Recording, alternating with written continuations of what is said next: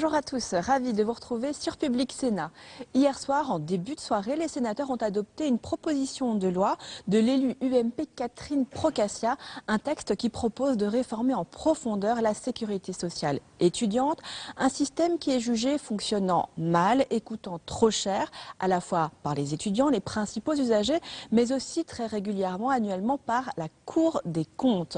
Du coup, les sénateurs, à l'issue d'un rapport qui a été conjointement écrit par Catherine Procaccia et l'UMP, mais aussi par l'ex-sénateur socialiste Ronan Cardrahan, propose tout simplement de supprimer la sécurité sociale étudiante. Il propose que les étudiants puissent rester affiliés à la sécurité sociale de leurs parents, mais cela de façon indépendante. Tout de suite donc, retour aux discussions, c'était hier soir au Sénat. Mes chers collègues, Madame la Présidente, Madame la Ministre, bonsoir. L'automne semble être la saison préférée pour évoquer au Sénat l'avenir de la sécurité sociale des étudiants. Pour la troisième fois en 3 ans, ceux qui, comme moi, croient qu'il est possible d'améliorer le fonctionnement des mutuelles afin que les étudiants soient mieux couverts par leur assurance maladie se remettent à l'ouvrage avec l'espoir que le gouvernement prenne enfin les décisions qui s'imposent. Il y a 2 ans, le 12 décembre 2012, mon collègue Ronan Cardrahan et moi-même présentions à la Commission des affaires sociales les conclusions de notre rapport sur la sécurité sociale et la santé des étudiants et les pistes d'amélioration qui auraient permis, si elles avaient été mises en œuvre, d'assurer la pérennité du système. Notre rapport fit même la une du journal Le Monde, ce qui est suffisamment exceptionnel pour que je le rappelle ce soir. Malgré ce coup de projecteur, aucun des ministres concernés n'a semblé vouloir vraiment intervenir, contrairement à la Cour des comptes qui, elle, en 2013, publia un rapport percutant, pour ne pas dire corrosif, étayé et chiffré. C'est pourquoi le groupe UMP fit inscrire cette question à l'ordre du jour le 3 décembre 2013. Lors d'un débat serein et de qualité, ici même, Madame la Ministre, vous avez reconnu la complexité des mécanismes. Je vous cite, « Le système n'est ni simple à comprendre, ni pour les étudiants et leurs familles, ni d'ailleurs pour les établissements qui ont la charge de l'inscription. » Vous aviez même avoué qu'avant le débat, vous et les membres de votre cabinet aviez été bien en peine de découvrir comment étaient assurés vos enfants. Je vous cite dans le texte. Et vous aviez clôturé votre intervention ainsi, « La riche histoire de la sécurité sociale étudiante ne justifiera jamais l'immobilisme ou l'inefficacité.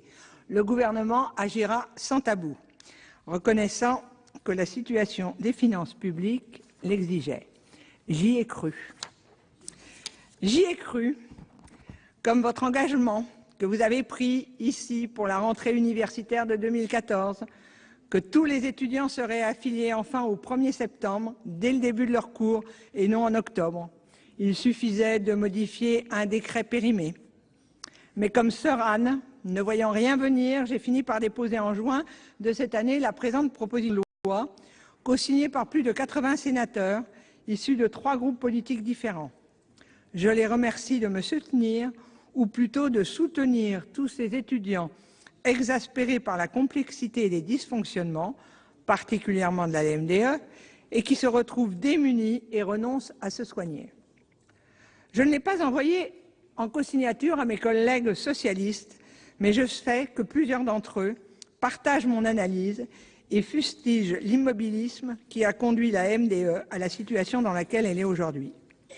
Certains ont même osé, comme messieurs Marcel Reynaud et Hervé Poher, demander dans une question écrite à Madame la ministre de la Santé, je cite, « quelles mesures elle entendait prendre pour refonder le système de sécurité sociale étudiante et pour faire cesser un système complexe, coûteux et inefficace.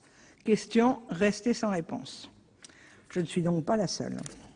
À l'Assemblée nationale, j'ai recensé plus de 93 questions sur ce thème, dont 14 pour le PS, 20 pour le CRC, 1 pour les Verts. Et depuis la 14e législature en juin 2012, sur tous les bancs, les parlementaires que nous sommes pressent le gouvernement d'agir. Excusez-moi.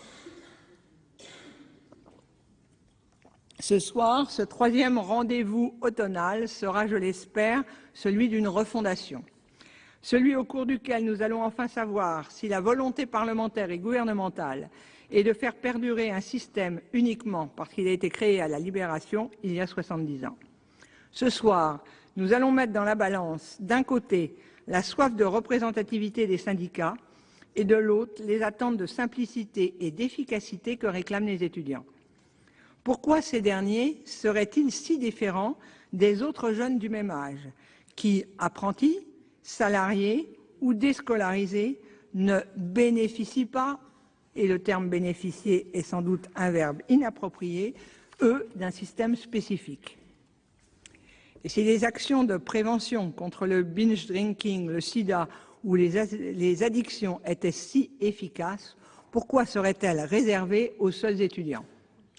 Ce soir, j'espère que nous aurons tous à l'esprit la situation critique de la première mutuelle des étudiants, la MDE, mise sous tutelle de l'autorité de contrôle prudentiel et de résolution en juillet, c'est-à-dire plusieurs semaines après que ma PPL ait été déposée.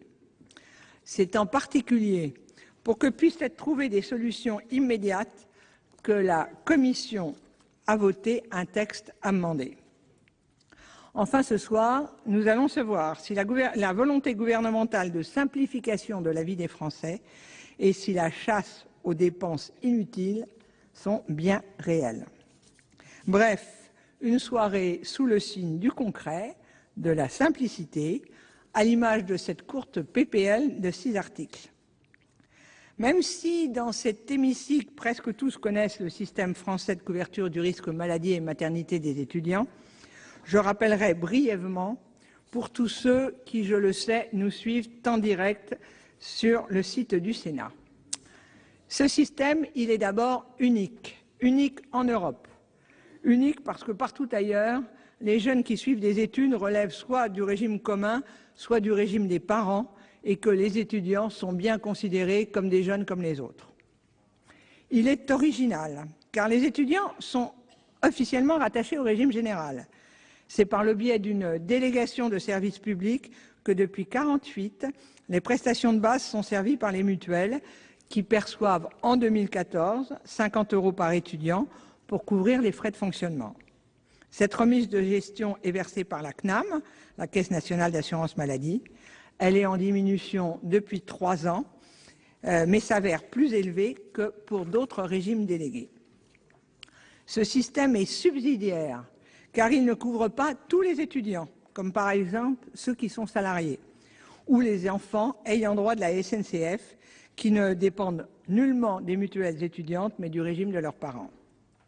D'autres, enfin, selon leur activité, et selon l'activité des parents plutôt, seront rattachés à 18, à 19, à 20 ou à 21 ans. Ce système est un système à durée déterminée, puisque la couverture sociale n'est que de 1 an. Ce CDD doit être renouvelé chaque année, alors que les jeunes demeurent en moyenne 3 ans dans les études supérieures. Il est atypique, puisqu'il met en concurrence, pour assurer la couverture obligatoire du risque maladie, 2 acteurs, la LMDE, mutuelle nationale, et les mutuelles régionales, compétentes chacune sur un territoire précis. Rappelons que le PLFSS de 2014 a mis fin à la concurrence entre le GAMEX et les assureurs au profit de la MSA pour la AEXA, l'assurance accident des exploitants agricoles, alors que les prestations n'étaient-elles pas identiques ni au même prix comme pour les étudiants. La concurrence que se livre chaque année à la rentrée la LMDE et les mutuelles, les MDE nées en 2000 des cendres de l'AMNEF et les mutuelles régionales qui existent elles depuis 1972, est source de dépenses, mais aussi d'une agressivité commerciale peu appréciée par les jeunes et leurs parents. Enfin, pour clore ce descriptif d'un système unique sous tous ses aspects, j'insisterai sur le mélange des genres. La LMDE et les mutuelles régionales, regroupées, elles, sous l'enseigne Emevia, proposent des garanties de complémentaire maladie.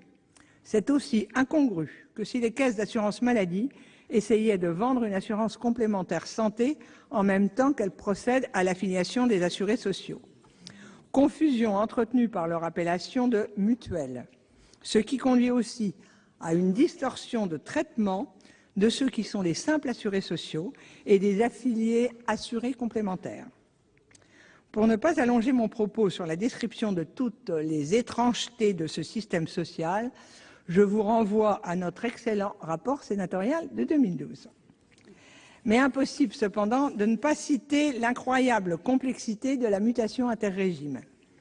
Le passage obligé pour 3/4 des étudiants, puisque quand même 1/4 d'entre eux ne relèveront jamais du système étudiant, même en étant étudiants, le passage obligé vers le régime social, de leur régime social vers le régime étudiant est très complexe. Il s'agit d'un processus lourd, long, formaliste, qui relève soit de l'imagination créative d'une organisation kafkaïenne ou d'une administration qui n'a toujours pas compris ce que le mot simplification voulait dire. Ce processus implique parfois et même souvent la création d'une nouvelle carte vitale dont les délais d'obtention sont particulièrement longs, alors que dès 16 ans, le jeune est déjà en possession de sa carte personnelle avec son propre numéro. D'autres évoqueront sans doute aussi les milliers de cartes vitales jamais délivrées retrouvées dans les caisses de la MDE, ou ces étudiants qui ne recevront qu'à 2 mois de la fin de leurs études ce sésame qui leur permettra de ne pas faire l'avance de frais et donc de se soigner parce qu'ils n'ont pas les moyens de faire l'avance des frais. Comme Ronan Kerdraon et moi-même l'avions souligné, si le régime a été conçu pour permettre aux jeunes de se prendre en main et de devenir pleinement autonomes, le système est tel qu'aujourd'hui, c'est l'effet inverse qui se produit. C'est pourquoi la PPL que je vous présente aujourd'hui propose une solution simple pour les étudiants, une solution moins coûteuse qui limitera les dysfonctionnements inhérents à l'accumulation de 70 ans de mécanismes complexes élaborés par la CNAM, par les mutuelles, par les universités, par les ministères, sans jamais communiquer entre eux. Elle prévoit que tous les jeunes devenant étudiants ne changeront pas de régime social. Ils demeureront rattachés au régime auquel ils étaient déjà affiliés en tant que mineurs, mais non plus en tant qu'ayants droit, en tant qu'affiliés à part entière. Ils continueront à verser, à l'exception des boursiers, une cotisation forfaitaire, traduisant leur participation à la gestion du risque maladie et maternité. Il n'y a pas de lieu de crier à la mise en cause de l'autonomie, comme certains osent le dire et l'écrire. C'est la fin des mutations interrégimes, des dossiers égarés, puisque le régime de base a déjà toutes les informations sur le jeune. Seul le compte bancaire de l'étudiant et son adresse auront besoin d'être actualisés, comme pour n'importe quel assuré social. Plus de nécessité non plus de refaire les démarches de déclaration du médecin traitant, comme actuellement.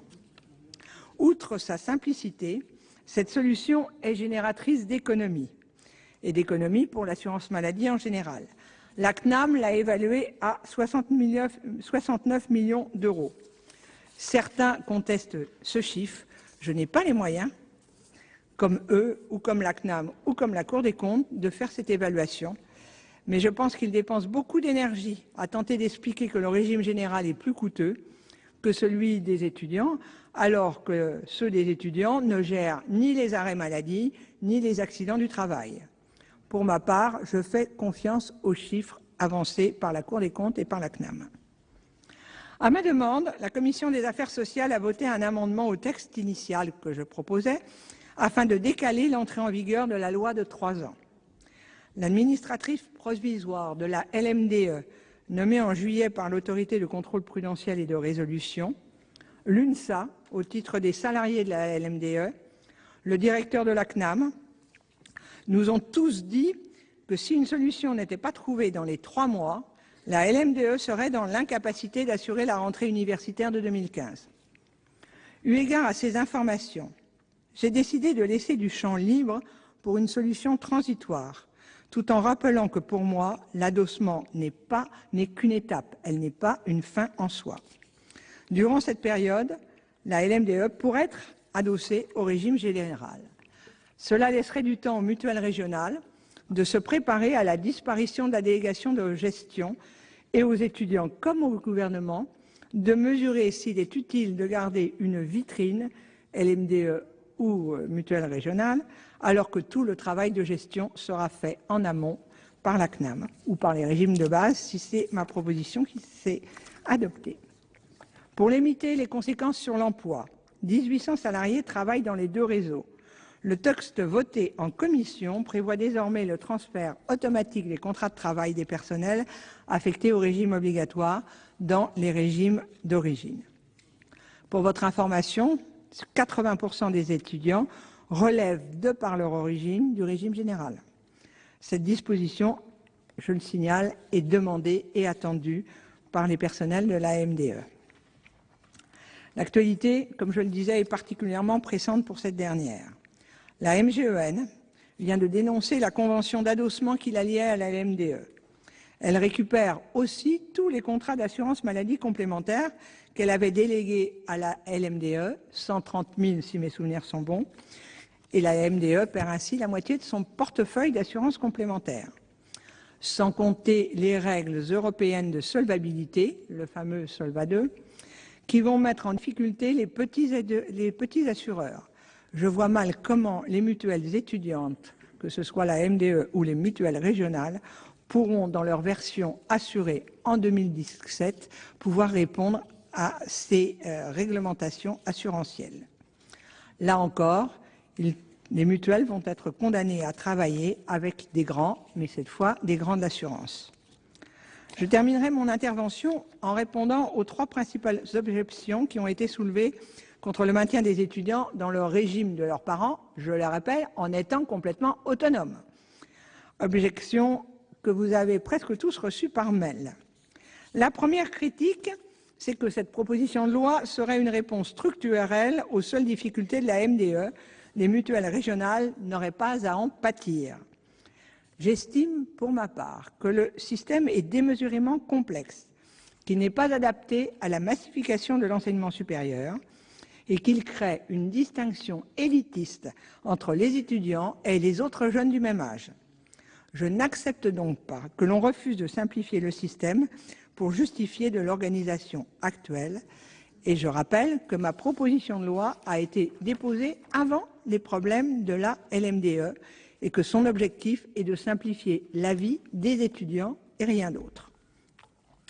Autre critique, l'autonomie des jeunes serait remise en question. C'est faux, je vous l'ai dit, ils seront affiliés à part entière, recevront leur remboursement en leur nom propre et leur droit à l'intimité ne sera en aucun cas remis en question.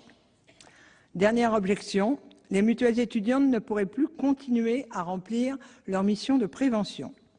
Même si vous le savez, puisque ça fait la troisième fois que j'interviens sur ce thème, si je suis dubitative sur l'efficacité de ces actions, si les deux réseaux continuaient d'exercer leur activité d'assurance complémentaire, rien, mais rien ne les empêcherait, bien au contraire, d'intervenir sur ces questions.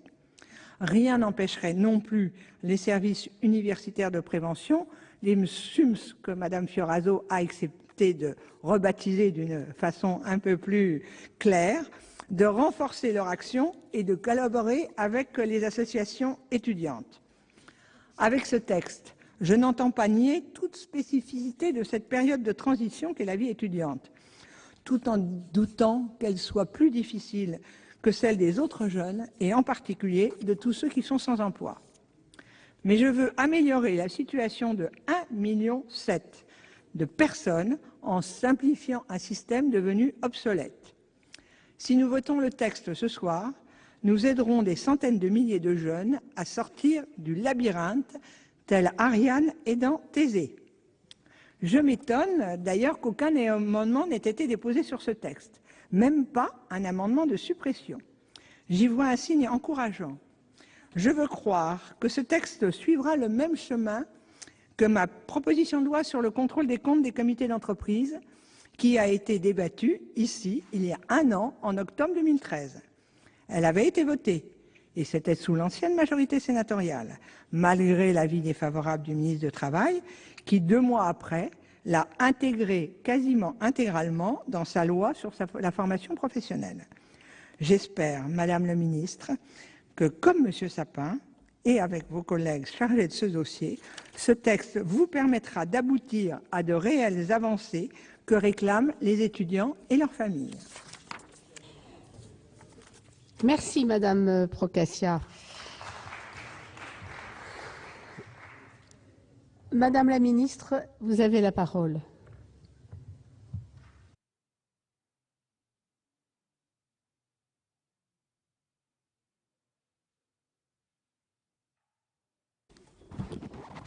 Madame la Présidente, Madame la rapporteure de la Commission des Affaires sociales, chère Catherine Procaccia, Mesdames et Messieurs les sénatrices, les sénateurs, l'amélioration des conditions de vie des étudiants, vous le savez, est au cœur de l'action du gouvernement.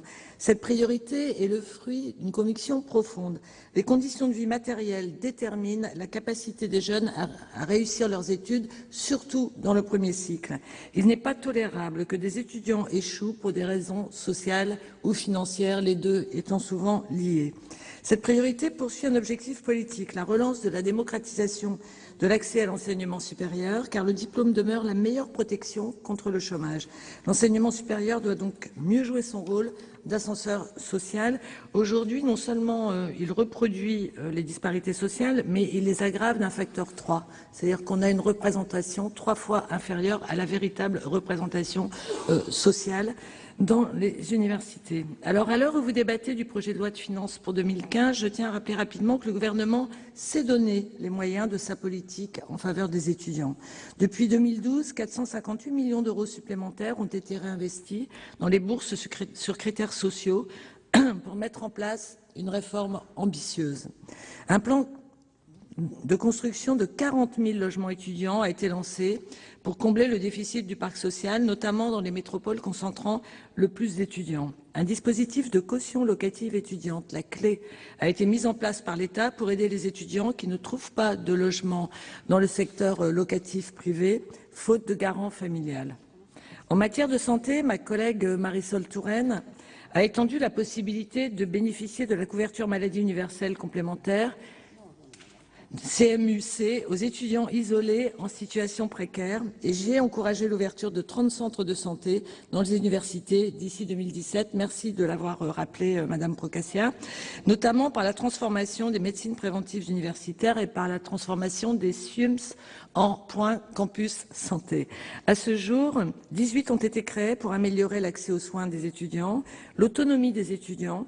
C'est aussi permettre l'accès à des médecins et des praticiens sur son lieu de vie et d'études, sans dépendre seulement du médecin de famille. C'est vrai en particulier pour l'accès aux spécialistes et l'accès aux soins dentaires, aux soins gynécologiques pour les jeunes filles et également pour l'ophtalmologie. Bref, tous soins qui, s'ils ne sont pas pris à temps dès les années d'étudiants, peuvent ensuite compromettre la santé de façon durable pour les années à venir.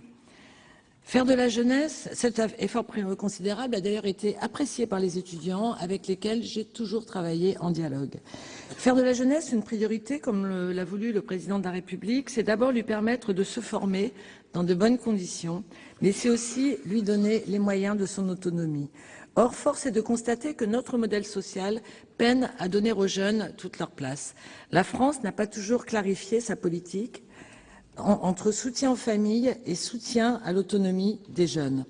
Pour les jeunes en formation, qui représentent une partie toujours plus importante de la jeunesse, la démocratisation de l'accès aux études depuis les années 70 a fait apparaître un nouvel âge de la vie qui sépare la fin de la scolarité obligatoire et l'insertion professionnelle durable.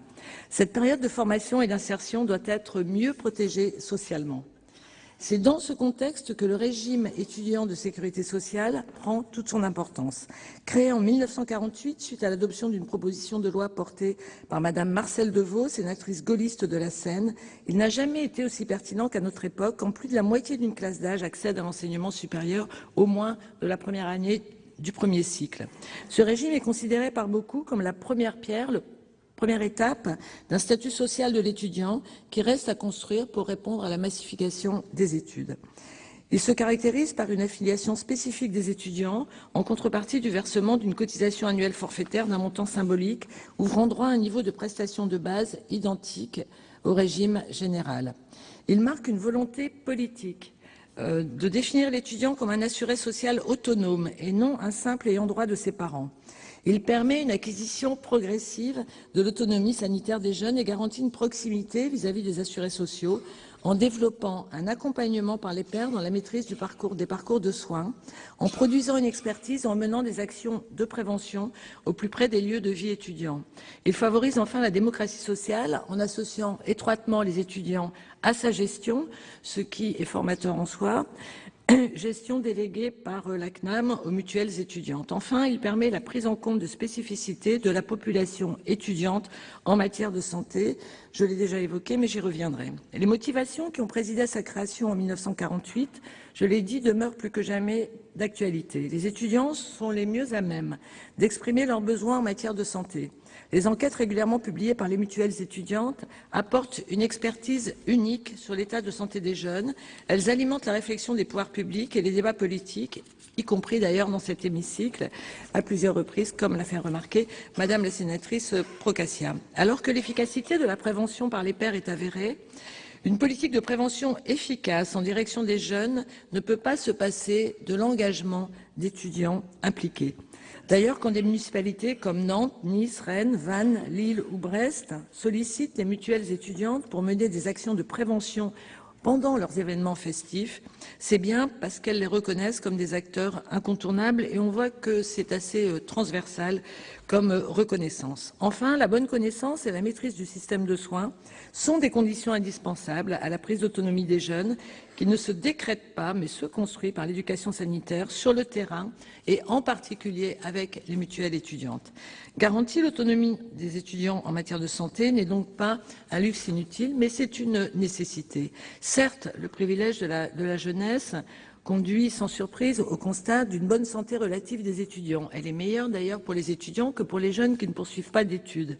Mais certaines catégories demeurent très fragiles. Les étudiants les plus âgés, les jeunes filles, les étudiants d'origine modeste, les étudiants étrangers et les étudiants des cohabitants. Surtout, ils demeurent exposés à des problématiques spécifiques. J'en ai déjà évoqué quelques-unes.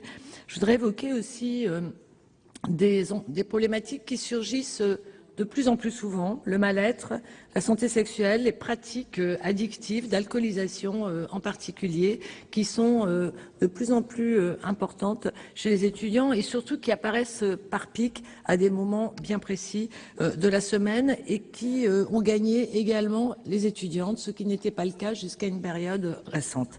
Cependant, près d'un tiers des étudiants déclarent renoncer à des soins, notamment en raison de l'absence de couverture complémentaire santé. Cela concernerait entre un étudiant sur 5 ou un étudiant sur 10 selon la source des enquêtes, selon que les enquêtes soient faites par les mutuelles ou par l'OVE. Force est de constater que la population étudiante est plutôt moins bien protégée que l'ensemble de la population en matière de couverture complémentaire. Dans ce contexte, supprimer le régime étudiant marquerait-il un progrès ? Nous ne le pensons pas. Cette suppression aurait plusieurs conséquences. La suppression du régime étudiant rendrait impossible la poursuite de l'activité des mutuelles étudiantes sur le seul régime complémentaire. Les mutuelles étudiantes ne pourraient pas trouver les partenaires disposant de la taille critique suffisante pour les aider à développer une offre de complémentaires étudiantes autonomes. La conséquence directe serait l'ouverture d'un marché, autant l'appeler par son nom, d'au moins 20% de la population étudiante pour les mutuelles ou assurances santé parentale. Je ne suis pas certaine que cela contribuerait à améliorer le taux de couverture complémentaire. Deuxième point, la disparition des mutuelles étudiantes entraînerait également la disparition d'un dispositif central de prévention par les pairs, la plus efficace. La prévention la plus efficace pour les jeunes, on le sait, c'est la prévention qui est prescrite par des jeunes eux-mêmes. Ça n'est pas la prévention qui est prescrite par des adultes, même par des adultes sachants comme les médecins ou même les personnels spécialisés dans les établissements. Troisième impact, la suppression du régime étudiant aurait un coût social difficilement soutenable.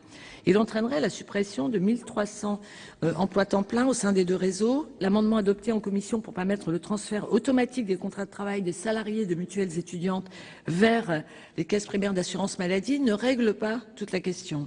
Seuls les personnels concernés par les activités de liquidation pourraient être ainsi repris sur des activités identiques dans les caisses primaires d'assurance maladie, laissant de côté plus de 650 emplois temps plein en charge des activités de développement, de prévention ou d'accueil, celles-là même qui sont importantes pour prévenir les problèmes de santé des étudiants. Et ces emplois temps plein demeureraient sans solution de reprise. Par ailleurs, l'inégale répartition des effectifs salariés sur le territoire entraînerait une pression accrue sur les caisses primaires d'assurance maladie situées dans les zones géographiques les plus denses regroupant les étudiants, en particulier la région parisienne où l'on sait que les caisses sont déjà en sureffectif. Enfin, quatrième point, les économies de gestion liées à la suppression du régime étudiant sont très largement surestimées. Je voudrais rétablir quelques faits sur ce point. L'affiliation de 1 700 000 étudiants ne peut s'envisager sérieusement pour les caisses primaires d'assurance maladie à coût constant, surtout si l'on tient compte des spécificités de la population étudiante. Forte saisonnalité de l'affiliation annuelle au moment de la rentrée, immatriculation spécifique et accompagnement des étudiants étrangers, mobilité nationale ou internationale durant les études qui introduirait de fréquents changements de caisse primaire d'assurance maladie, recours moins important à la dématérialisation puisque seulement 70% des liquidations du régime étudiant ont recours au flux électronique contre 90% pour le régime général, sûrement à cause des spécificités justement du régime étudiant. De plus, le coût de gestion à hauteur de 12%, imputé au régime étudiant, régulièrement comparé à un coût de gestion à hauteur de 3% par les caisses primaires d'assurance maladie, repose sur un ratio biaisé entre le montant total des remises de gestion ou du budget de gestion de la Caisse nationale d'assurance maladie rapporté au montant total des prestations versées. Or, 90% du montant des prestations du régime étudiant relève de soins ambulatoires peu coûteux, alors que 75% du volume de prestations du régime général se concentre sur des maladies plus lourdes et de plus longue durée. La réalité des coûts de gestion doit donc s'apprécier en fonction du coût de liquidation d'un décompte, quel que soit le montant à liquider. Dans ces conditions, la gestion du régime obligatoire des étudiants par les caisses primaires d'assurance maladie se fera sur la base d'un coût de gestion global quasi identique à celui des délégataires, moyennant une petite économie très éloignée des dizaines de millions d'euros d'économies régulièrement mises en avant, mais jamais avérées. Vous avez eu l'honnêteté, Madame la sénatrice, de le reconnaître et de mettre en avant votre confiance. La suppression du régime étudiant proposée par ce texte serait donc politiquement peu productive, économiquement hasardeuse, socialement peu soutenable et surtout ne générerait aucun progrès pour la santé des étudiantes et des étudiants, ce qui est notre objectif commun. À qui profiterait la suppression de ce régime? Certainement pas aux étudiants. Derrière la non prise en compte des spécificités étudiantes en matière de santé peut d'ailleurs se cacher un refus de concevoir l'autonomie des jeunes comme un projet de société. Derrière la remise en cause de la gestion par les étudiants de leur propre mutuelle peut se cacher également un refus que la démocratie sociale ait son mot à dire en matière de santé, qu'elle ait une action réellement formatrice en complément des études, ainsi qu'une volonté de remise en cause de l'ensemble des régimes délégués, à commencer pourquoi pas par ceux des fonctionnaires, mais je ne ferai pas de procès d'intention. Voilà pourquoi le gouvernement est attaché au régime étudiant de sécurité sociale. Voilà pourquoi il n'est pas favorable à ce que les étudiants demeurent affiliés au régime de sécurité sociale de leurs parents, comme le prévoit l'article 1er de votre proposition de loi. Voilà pourquoi le gouvernement propose à la Haute Assemblée de rejeter la présente proposition de loi. Mais le statu quo, pour autant, n'est pas souhaitable. Je m'étais engagée en ce sens et je n'ai pas changé d'avis. Finalement, on est en droit de se poser une question essentielle. Le choix radical de la remise en cause du régime étudiant de sécurité sociale, est-ce vraiment cela le cœur du débat ? Je crois possible d'affirmer que les étudiants sont attachés à l'existence de ce régime. Un récent sondage de l'Institut CSA, donc objectif, est venu confirmer que 65% des étudiants considèrent comme positif le fait que leur régime de sécurité sociale soit géré par les étudiants et que le taux de satisfaction des mutuelles étudiantes est en moyenne de 67%. Je crois également possible d'affirmer que la majorité des acteurs institutionnels concernés, organisations étudiantes et associations de parents d'élèves, au-delà des clivages partisans sont convaincus de la pertinence de ce régime. Je crois enfin nécessaire de rappeler qu'il y a peu de temps, des parlementaires de toute sensibilité politique affirmaient leur attachement au régime étudiant de sécurité sociale. Je pense notamment au rapport sur la santé et la protection sociale des étudiants de la mission d'information conduite par Laurent Wauquiez en 2006 à l'Assemblée nationale. Le principe d'un régime étudiant de sécurité sociale est largement défendu pour toutes les raisons évoquées précédemment et je crois que c'est pertinent. La véritable question qui se pose à nous, ce n'est pas l'existence du régime étudiant, mais les difficultés que rencontrent ces mutuelles gestionnaires et la façon d'y répondre.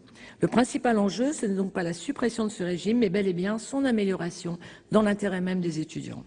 Ne croyez pas que le gouvernement prenne cette question à la légère. Il en va de l'accès aux soins des étudiants qui, encore une fois, détermine pour une large partie la santé tout au long de leur vie. C'est pour cela que nous nous refusons à toutes les formes de statu quo et qu'il y a urgence à agir. Je converge sur ce point avec vous, Madame la sénatrice. Comme l'indiquait très justement le rapport sénatorial sur ce sujet, il existe des alternatives au scénario radical de suppression du régime que propose ce texte. Alors pour avancer, le gouvernement s'est fixé 2 objectifs. Assurer la bonne gestion du régime et améliorer la qualité du service rendu aux étudiants.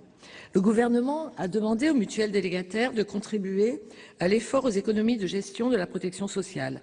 Leurs remises de gestion passeront en effet de 52 € à 50 en 2014, puis 48 € en 2015, pour se situer à 46 € en 2017, soit une économie de 10 millions d'euros sur la période de la prochaine COG 2014-2017. Pour que cet effort d'efficience puisse être réalisé, tout en assurant la pérennité des organismes gestionnaires et en garantissant l'amélioration de la qualité de service, le gouvernement soutient les démarches de partenariat entre les mutuelles étudiantes et des partenaires disposant de la taille critique suffisante. Dès 2013, le principal délégataire du régime, la LMDE, s'est ainsi engagé dans la voie d'un adossement de son activité de gestion du régime obligatoire à la MGEN pour faire face à des difficultés économiques. La LMDE a en effet été créée en 2001 avec l'accord des tutelles de l'époque, sans fonds propres. Les actifs de l'AMNEF ne lui ont pas été transférés. Dès lors, son endettement est une donnée structurelle qui ne l'a pas empêché de dégager des excédents certaines années, ni de prendre des mesures parfois difficiles pour se maintenir à l'équilibre. La direction étudiante de la LMDE a même assumé seule en 2011 une réorganisation interne difficile, mais réclamée notamment par l'État pour gagner en efficacité et conserver des tarifs abordables au prix il est vrai, d'une dégradation temporaire de la qualité de service. Et il me paraîtrait un peu injuste de lui en faire aujourd'hui le reproche, alors même que la demande avait été faite par le gouvernement et c'était une demande légitime. Je soutiens tout à fait cette demande qui avait été faite. L'adossement de la LMDE à la MGEN devait se matérialiser par l'ouverture d'une ligne de trésorerie de 10 millions d'euros, le transfert des activités support, à commencer par l'activité de liquidation des feuilles de soins, la combinaison des comptes et l'intégration fiscale. Pour des raisons qui lui sont propres, d'organisation interne et externe, la MGEN a décidé récemment de renoncer à cet adossement de la gestion du régime obligatoire. Le partenariat entre la MGEN et la LMDE est en revanche appelé à se poursuivre pour le régime complémentaire. Si cette décision change la situation, elle ne change pas l'objectif: assurer la viabilité économique du principal délégataire du régime étudiant, notamment en matière de gestion du régime obligatoire, tout en consolidant son rôle en matière de couverture santé complémentaire et de prévention en direction des étudiants. C'est pourquoi des discussions sont engagées avec le soutien du gouvernement entre l'administratrice provisoire, le premier syndicat étudiant, les représentants du personnel de la LMDE et la Caisse nationale d'assurance maladie pour définir les modalités d'un adossement technique de la gestion du régime obligatoire par la LMDE à la Caisse nationale d'assurance maladie. Ces discussions doivent porter sur toute une série de questions: le périmètre des activités transférées à la CNAM, les conditions de transfert des personnels concernés par ces activités, l'impact sur le niveau de la remise de gestion. Cet adossement peut être mis en œuvre par voie conventionnelle. L'offre de services formulée par la CNAM pourra également être ouverte à celle des autres mutuelles étudiantes qui le souhaitent. C'est dans le cadre de cet adossement que nous pourrons, Madame la sénatrice, comme vous le demandez et à juste titre, instaurer une double inscription, enfin une inscription plutôt, une affiliation concomitante en septembre, début septembre au moment de l'inscription, plutôt qu'au 1er octobre pour l'affiliation. Cet adossement fera bénéficier le régime étudiant d'économie d'échelle, notamment en réduisant le coût de gestion des services informatiques qui représente pour la LMDE près de 9 € par étudiant affilié, soit 17% du montant de la remise de gestion, et explique aussi, en partie, ces difficultés actuelles. Cet adossement permettra de simplifier les mutations entre régime étudiant et régime général que peuvent connaître les étudiants au cours de leur parcours, qui est de plus en plus international et qui est de plus en plus différencié et personnalisé, toujours au service de leur réussite. Il apportera également une réponse aux inquiétudes des personnels, dont une part importante aura vocation à voir son contrat de travail transféré. Les personnels en charge des activités de développement, de prévention, d'accueil demeureraient en activité au sein des mutuelles, alors que la suppression du régime que vous proposez menace directement la pérennité de leur emploi.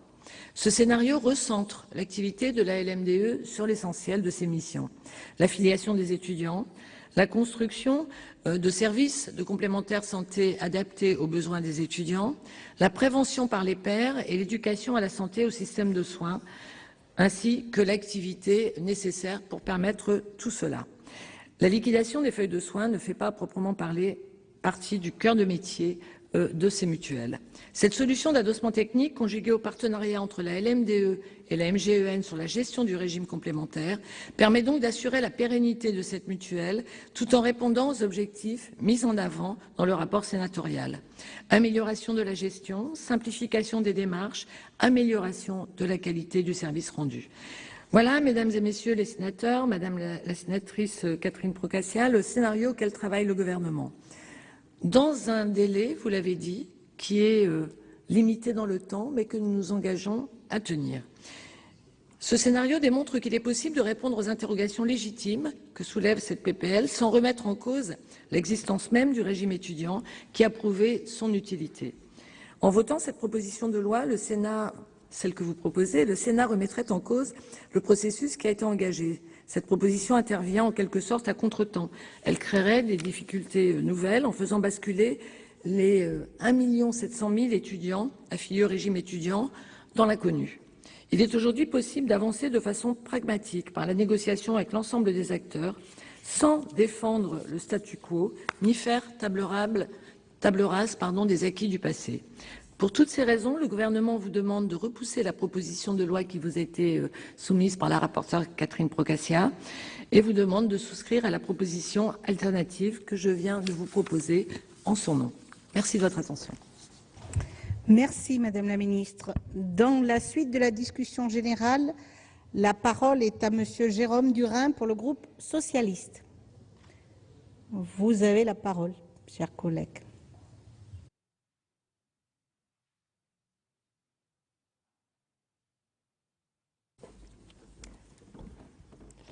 Madame la Présidente, Madame la Ministre, Madame la Rapporteure, Monsieur le Président de la Commission, chers collègues, je veux aujourd'hui examiner la proposition de loi visant à supprimer le régime étudiant de sécurité sociale de manière constructive et sans aucun esprit de polémique. J'ai déjà eu l'occasion de vous l'indiquer en commission, Madame Procaccia, votre texte n'est pas dénué de qualité. Tout d'abord, et c'est sans doute le point le plus important pour le nouveau sénateur que je suis, cette proposition de loi démontre que l'initiative parlementaire peut être le relais d'inquiétudes présentes chez nos concitoyens. En effet, la qualité de service du régime étudiant de sécurité sociale constitue un sujet d'actualité récurrent. Vous l'avez rappelé à de nombreuses reprises, les rapports de la Cour des comptes, les actions d'organisation de consommateurs, ou encore, de manière plus directe, les remontées concernant les régimes étudiants sur les réseaux sociaux, témoignent sans conteste de l'importance de ce sujet dans les esprits de nos concitoyens. Les mutuelles ont déjà réalisé des efforts incontestables ces dernières années et ces derniers mois, mais ces efforts doivent être poursuivis. Votre deuxième point d'entrée sur le sujet s'avère aussi dans l'air du temps. Il s'agit du coût du dispositif existant. Dans un contexte de maîtrise des dépenses publiques de l'État, vouloir examiner l'économie générale du système des mutuelles étudiantes constitue, à n'en pas douter, une intention louable pour les parlementaires que nous sommes. Cependant, il n'est pas acquis pour moi que les difficultés financières de la LMDE soient dues seulement à un souci de gestion. Elles tiennent sans doute tout autant aux conditions financières de constitution de la LMDE, fondée avec des fonds propres négatifs. Madame Procaccia, vous avez raison de vouloir tourner la page du fonctionnement actuel du régime étudiant de sécurité sociale. Mais votre proposition de loi, trop radicale, crée plus de problèmes qu'elle n'en résout. Madame la rapporteure, vous vous êtes félicitée que l'administration n'ait pas pensé à votre solution que vous présentez comme facile. Je crains que ce ne soit surtout une solution de facilité. Vous avez affirmé en commission vouloir sauver l'existence d'un statut social étudiant. Je ne vois rien dans ce texte qui réponde à cet objectif. Je comprends bien la nécessité de rassurer rapidement les inquiétudes qui pourraient exister dans la population. Pour autant, est-il nécessaire d'étudier votre proposition de loi dans des termes aussi définitifs? Le contexte médiatique porteur facilite la mise sur la table de solutions en apparence simples et efficaces. Mais en matière de protection sociale, il faut se méfier des évidences. D'ailleurs, lors des travaux que vous aviez menés avec M. Claire-Draon, 3 scénarios étaient à l'époque envisagés. Les conclusions de votre mission ont été approuvées par bon nombre de parlementaires, représentant quasiment tous les groupes de notre Chambre. Je regrette que vous n'ayez pas poursuivi dans la recherche d'une autre voie. Vous avez, in fine, opté pour la solution la plus radicale et la moins rassembleuse. Vous voulez jeter le bébé, le régime étudiant de sécurité sociale et l'ensemble de ses acteurs, avec l'eau du bain, la LMDE avec les difficultés qu'elle a traversées. Alors je crois deviner les postulats de départ qui vous ont poussé dans cette voie. La question de l'existence même du régime étudiant de sécurité sociale a été posée par certains. Il faut relever que nombreux sont ceux qui auraient intérêt à supprimer le régime étudiant de sécurité sociale, notamment pour profiter d'un nouveau marché. J'observe à l'inverse qu'une majorité des acteurs de terrain soutient le régime étudiant de sécurité sociale et est prêt à le faire évoluer. Vous vous appuyez aussi sur une volonté de simplification louable, mais on peut douter dans les faits que la suppression de la LMDE et des MEVIA simplifie réellement la vie des étudiants. Nombre de nos concitoyens relevant du régime général connaissent aussi quelques tracasseries administratives. Vous mettez en avant le souhait d'assurer une égalité de traitement entre jeunes étudiants et jeunes non-étudiants. En apparence, c'est une bonne intention, mais cela revient à nier les spécificités des étudiants que vous aviez pourtant constatées lors de votre travail avec Ronan Claire-Draon. Vous pensez que la disparition des mutuelles étudiantes ferait disparaître les dysfonctionnements, notamment en ce qui concerne l'attribution des cartes vitales. C'est oublier que ce ne sont pas les mutuelles étudiantes qui sont à l'origine de ces dysfonctionnements. Vous prétendez enfin, et c'est là mon plus grand point d'inquiétude, maintenir l'intimité, le droit au secret, la confidentialité nécessaire en ce qui concerne la santé des étudiants. Dans les faits, votre proposition de loi reviendrait en réalité à les considérer comme des majeurs sous tutelle. Cette confidentialité n'est pas qu'une question de principe. Les acteurs que j'ai rencontrés m'ont tous fait part de leurs interrogations s'agissant des conséquences concrètes dans des cas d'IVG ou d'accès à la contraception, comme de leurs doutes sur notre capacité à faire vivre réellement un régime d'ayant droit autonome. Mon dernier point concerne le calendrier de votre proposition de loi. Vous avez d'abord déclaré dans la presse « Si on ne trouve pas une solution dans 2 ou 3 mois, l'année prochaine, les étudiants ne pourront pas s'inscrire ». Dans le même temps, les amendements que vous avez déposés en commission, qui repoussent l'entrée en vigueur du dispositif proposé, démontrent clairement qu'il subsiste des incertitudes sur l'applicabilité immédiate de votre texte. Vous prônez l'urgence d'agir, tout en proposant des solutions que vous ne souhaitez appliquer que dans 3 ans. C'est pour le moins paradoxal. Plutôt que la solution radicale que vous proposez, il existe des possibilités portées par de nombreux acteurs de la sécurité sociale étudiante pour sauvegarder le régime. Je pense ici au double adossement, CNAM-TS pour le régime obligatoire, MGEN pour le régime complémentaire, pour la LMDE en l'espèce, qui pourrait largement assurer l'avenir.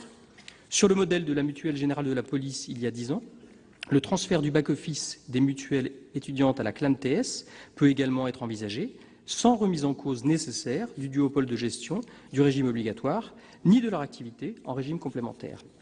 La LMDE et les SMER, le réseau MEVIA, conserveraient un rôle pour l'affiliation, la prévention et l'éducation à la santé et au système de soins, et l'activité de front office nécessaire pour cela. Elles pourraient également poursuivre leur activité complémentaire grâce au maintien du fichier d'affiliation au régime obligatoire. Le régime obligatoire et le régime complémentaire sont en effet étroitement liés dans le modèle étudiant. L'infogérance informatique permettrait la réalisation d'une économie d'environ 15 millions d'euros annuels pour les 2 réseaux étudiants, 7 à 8 millions d'euros pour la seule LMDE. Le transfert du back-office au CPM permettrait d'aller plus loin. Il convient d'ailleurs de noter, et ça a été dit par Madame la Ministre, que le coût de gestion des services informatiques réclamé par la MGEN à la LMDE, près de 9 € par étudiant affilié, soit 17% du montant de la remise de gestion, est une des explications de ces difficultés actuelles. Ce scénario limite l'impact social et peut s'appuyer sur la reprise d'environ 700 équivalents temps plein par la branche maladie, selon le périmètre exact de l'infogérance qui serait retenu, à un rythme soutenable. Les syndicats de la LNDE n'y semblent pas opposés. Vous l'aurez compris, chers collègues, si je reconnais à notre rapporteur le mérite d'avoir braqué les projecteurs sur un sujet qui le mérite, je ne partage pas ses conclusions et voterai donc contre l'adoption de cette proposition de loi. Si le statu quo n'est ni possible ni acceptable en matière de sécurité sociale étudiante, cela ne signifie pas que nous devions effacer tous les principes qui ont régi sa gouvernance depuis 1948. Cela ne signifie pas davantage que nous devions passer outre l'avis des étudiants, qui sont très majoritairement satisfaits de ce système. Comme le prouve une étude récente commandée par le réseau Emevia, 67% des étudiants se disent satisfaits de leur mutuelle étudiante. Hier, des organisations étudiantes de sensibilités différentes, si ce n'est opposées, se sont unies. Grâce à vous, Madame Procaccia, je dois le reconnaître. Pour la première fois, les acteurs de la vie étudiante s'unissent pour organiser collectivement les premières assises pour la défense du régime étudiant et de santé des étudiants en janvier 2015. D'ici là, ils appellent les pouvoirs publics et le gouvernement à ne pas profiter de prétextes fallacieux pour renier son engagement sur le régime, à ne pas brader un acquis étudiant sur l'autel d'intérêts politiques à la veille des élections universitaires. Ils ont raison. Et je rajouterai, sur ce sujet central de la santé des étudiants, nous ne pouvons pas nous contenter d'une approche uniquement comptable.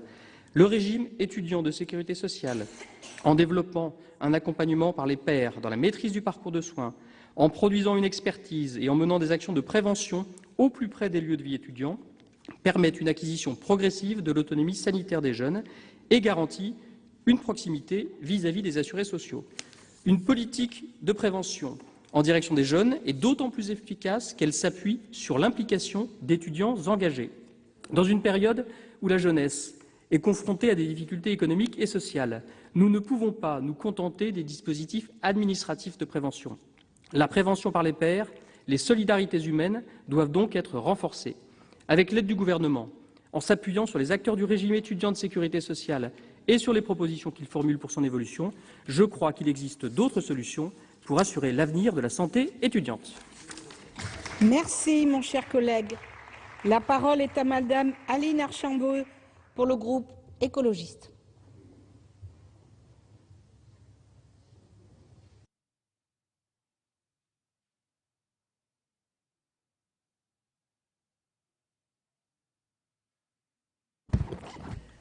Madame la Présidente, Madame la Ministre, Madame la Rapporteure, Monsieur le Président de la Commission des Affaires sociales, chers collègues, l'accès aux soins des étudiants et plus largement des jeunes est un sujet dont nous devons nous préoccuper en effet de façon urgente.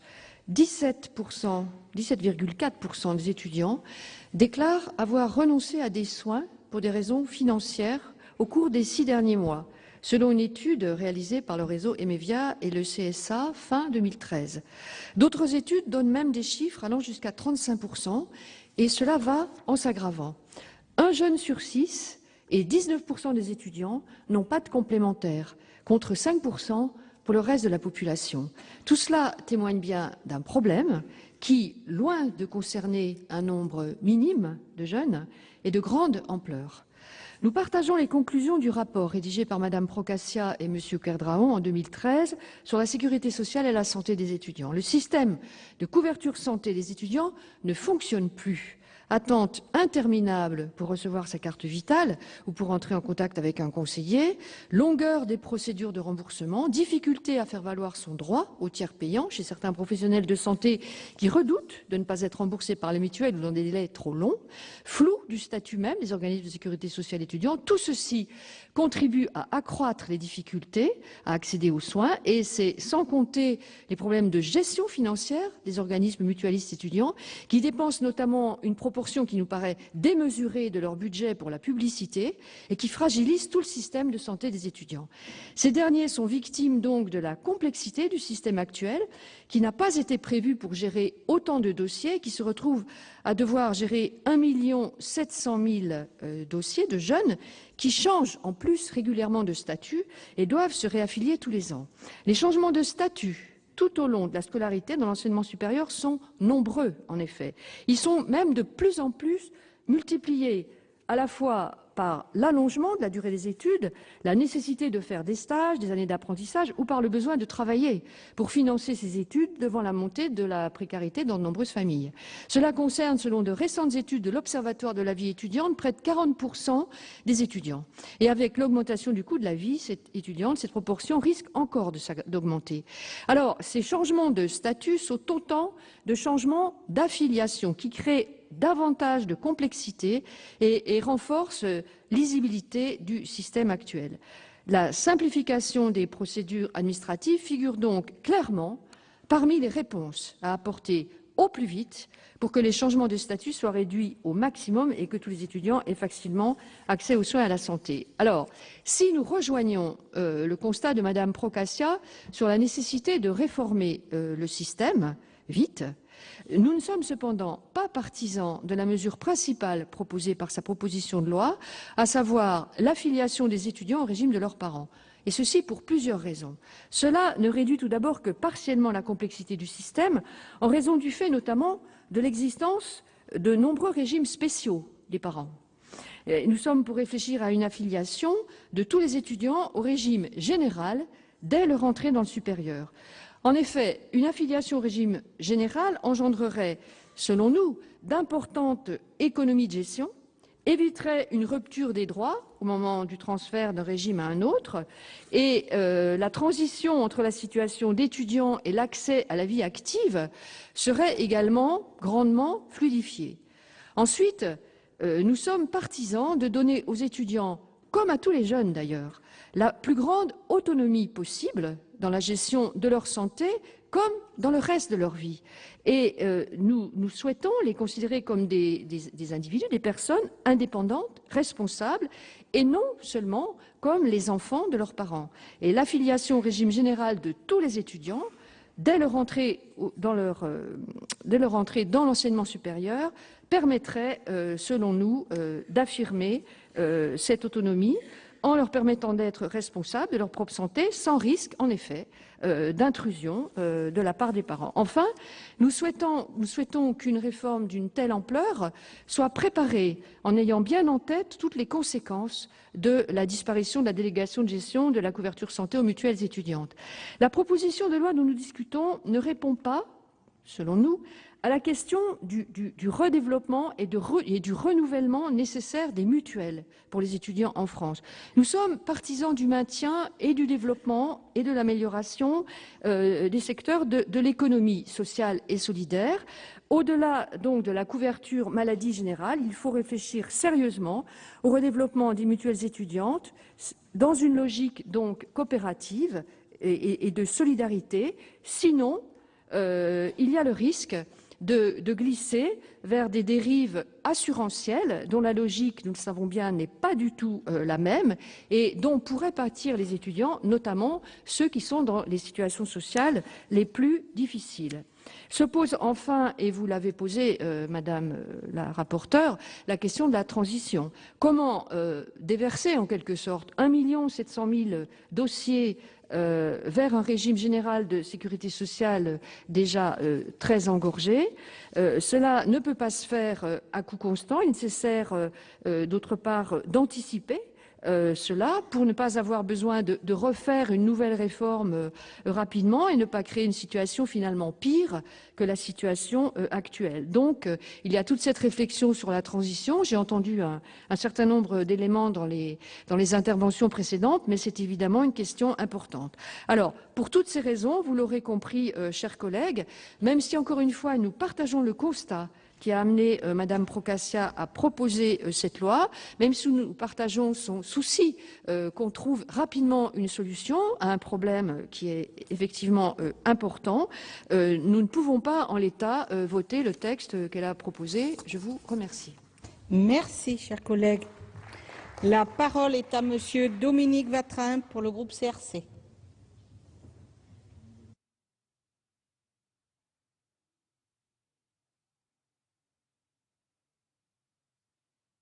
Madame la Présidente, Madame la Ministre, mes chers collègues, la situation sanitaire et sociale des étudiants est particulièrement préoccupante. Les étudiants sont très fortement touchés par la précarité, Plus de la moitié des jeunes, soit 200 000 étudiants, vivent sous le seuil de pauvreté, c'est-à-dire avec moins de 400 € par mois, et 50% exercent une activité salariée pendant leurs études. Cette situation sociale dégradée a des conséquences aussi sur leur situation sanitaire. La santé est l'un des premiers postes de dépenses sacrifiés par les étudiants. 20% des étudiants ne possèdent pas de complémentaire santé, soit 3 fois plus que l'ensemble de la population, et plus d'un tiers d'entre eux renonceraient à se soigner pour des raisons économiques. La crise économique a certes contribué à dégrader leur situation, mais elle n'est pas seule responsable. Les mesures de déremboursement qui se sont succédées concernant les médicaments ou la hausse du forfait hospitalier ont contribué à l'augmentation des frais de santé et alimenter cette dégradation. C'est pour traiter cette population particulière et particulièrement sensible qu'a été créé en 1948 un régime spécifique de sécurité sociale pour les étudiants. Il leur a permis de reconnaître leur autonomie, de leur donner un droit, une prévoyance sociale particulière au sein de laquelle ils sont d'ailleurs représentés. Cette représentativité leur permet de participer et de décider directement de la gestion de ce régime, de valoriser les problématiques qui sont les leurs dans leur intérêt et la reconnaissance de leurs spécificités. Il est vrai, et nous ne le nions pas, loin, ce n'est pas notre intention, il est vrai que les mutuelles étudiantes rencontrent des difficultés de gestion. Ainsi, les modalités d'affiliation peuvent être complexes et les situations sont nombreuses, ce qui nuit parfois à la lisibilité du dispositif. Cela est d'autant plus vrai que ce secteur est géré par plusieurs acteurs, cela a été dit, LMD-ME ou mutuelles régionales, s'affrontant sur la gestion du régime général, mais également sur les couvertures santé complémentaires facultatives qu'elles proposent. Enfin, la complexité est accrue par le fait que le régime étudiant est un régime de transition entre l'affiliation au régime des parents et celui du régime professionnel. Les changements de régime peuvent être complexes et se traduire par de longues périodes sans affiliation et sans carte de sécurité sociale, même si, rappelons-le, c'est la CNAM et non les mutuelles qui ont la charge de la délivrance des cartes vitales. Se créent ainsi des problèmes dans la qualité du service rendu que personne ici ne nie, longues files d'attente, difficulté à contacter les mutuelles en cas de problème, etc.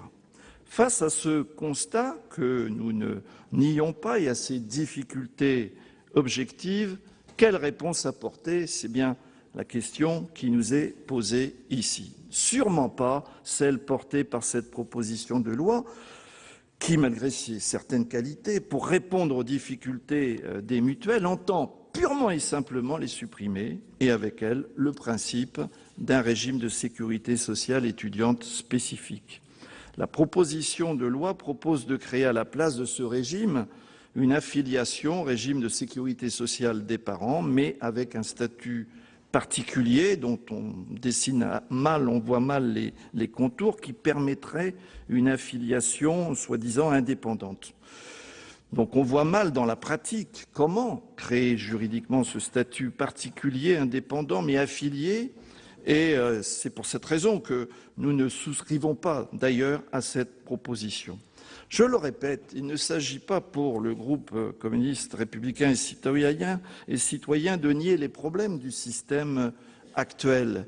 Les difficultés sont réelles, héritées d'ailleurs du passé. Je pense à la situation financière compliquée qui est celle des mutuelles, mais aussi, je pense à la création en 2010 de la taxe spéciale sur les conventions d'assurance, la TSCA, qui n'a pas amélioré la situation, et à la diminution en cours de la remise de gestion qui continue d'aggraver effectivement les problématiques. Parce que les étudiants sont particulièrement fragilisés en termes d'accès aux soins, il nous semble au contraire qu'ils méritent le maintien d'une attention spécifique et le renforcement des moyens qui leur sont alloués. C'est pourquoi le régime de sécurité sociale étudiant, rare outil pensé pour cette population sensible et exposée, a son utilité selon nous. Il va d'ailleurs dans le sens d'une autonomisation des étudiants que nous souhaitons et revendiquons. Nous militons en effet pour l'octroi d'une allocation d'autonomie pour les étudiants qui leur permettrait de s'assumer entièrement sans dépendre financièrement de leurs parents ni compromettre la réussite de leurs études par un travail étudiant. C'est pourquoi la suppression des mutuelles et l'affiliation des étudiants au régime de leurs parents ne peuvent nous satisfaire. Cela constitue non seulement une négation de l'autonomie, de l'intimité des étudiants, mais cela reviendrait en plus à se priver d'une expertise sur la situation sanitaire des étudiants auxquels sont attachées les mutuelles pour mener des actions de prévention, de sensibilisation et d'accompagnement adaptées aux spécificités de ce public. D'autres solutions sont envisageables et nous semblent préférables. Ainsi, l'adossement des mutuelles à la CNAM doit être examiné.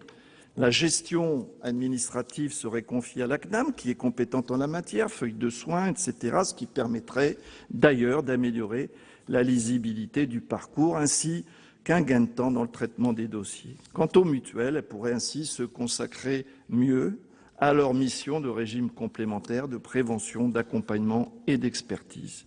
Vous l'aurez donc compris, mes chers collègues, nous voterons contre cette proposition de loi non amendable et souhaitons au contraire que toutes les propositions alternatives de maintien et d'amélioration de la gestion de ces mutuelles soient examinées d'urgence, y compris d'ailleurs les pistes alternatives de la mission d'information.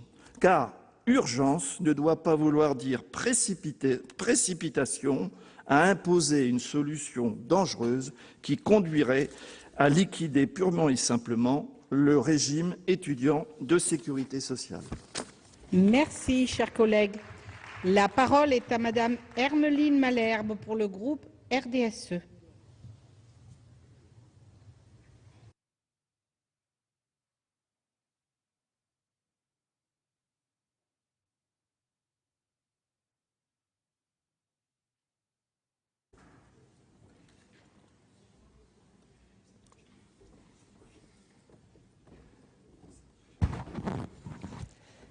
Madame la Présidente, Madame la Ministre, Madame la Sénatrice, la rapporteure, mes chers collègues, les sujets faisant l'objet d'un consensus dépassant le clivage gauche-droite ne sont pas légion.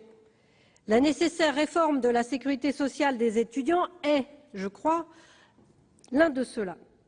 Aussi, je tiens tout d'abord à féliciter Madame Catherine Procaccia et Monsieur Renan Kerdraon pour l'excellent rapport qu'ils ont rédigé à l'époque et qui constitue la base de cette proposition de loi que nous examinons aujourd'hui.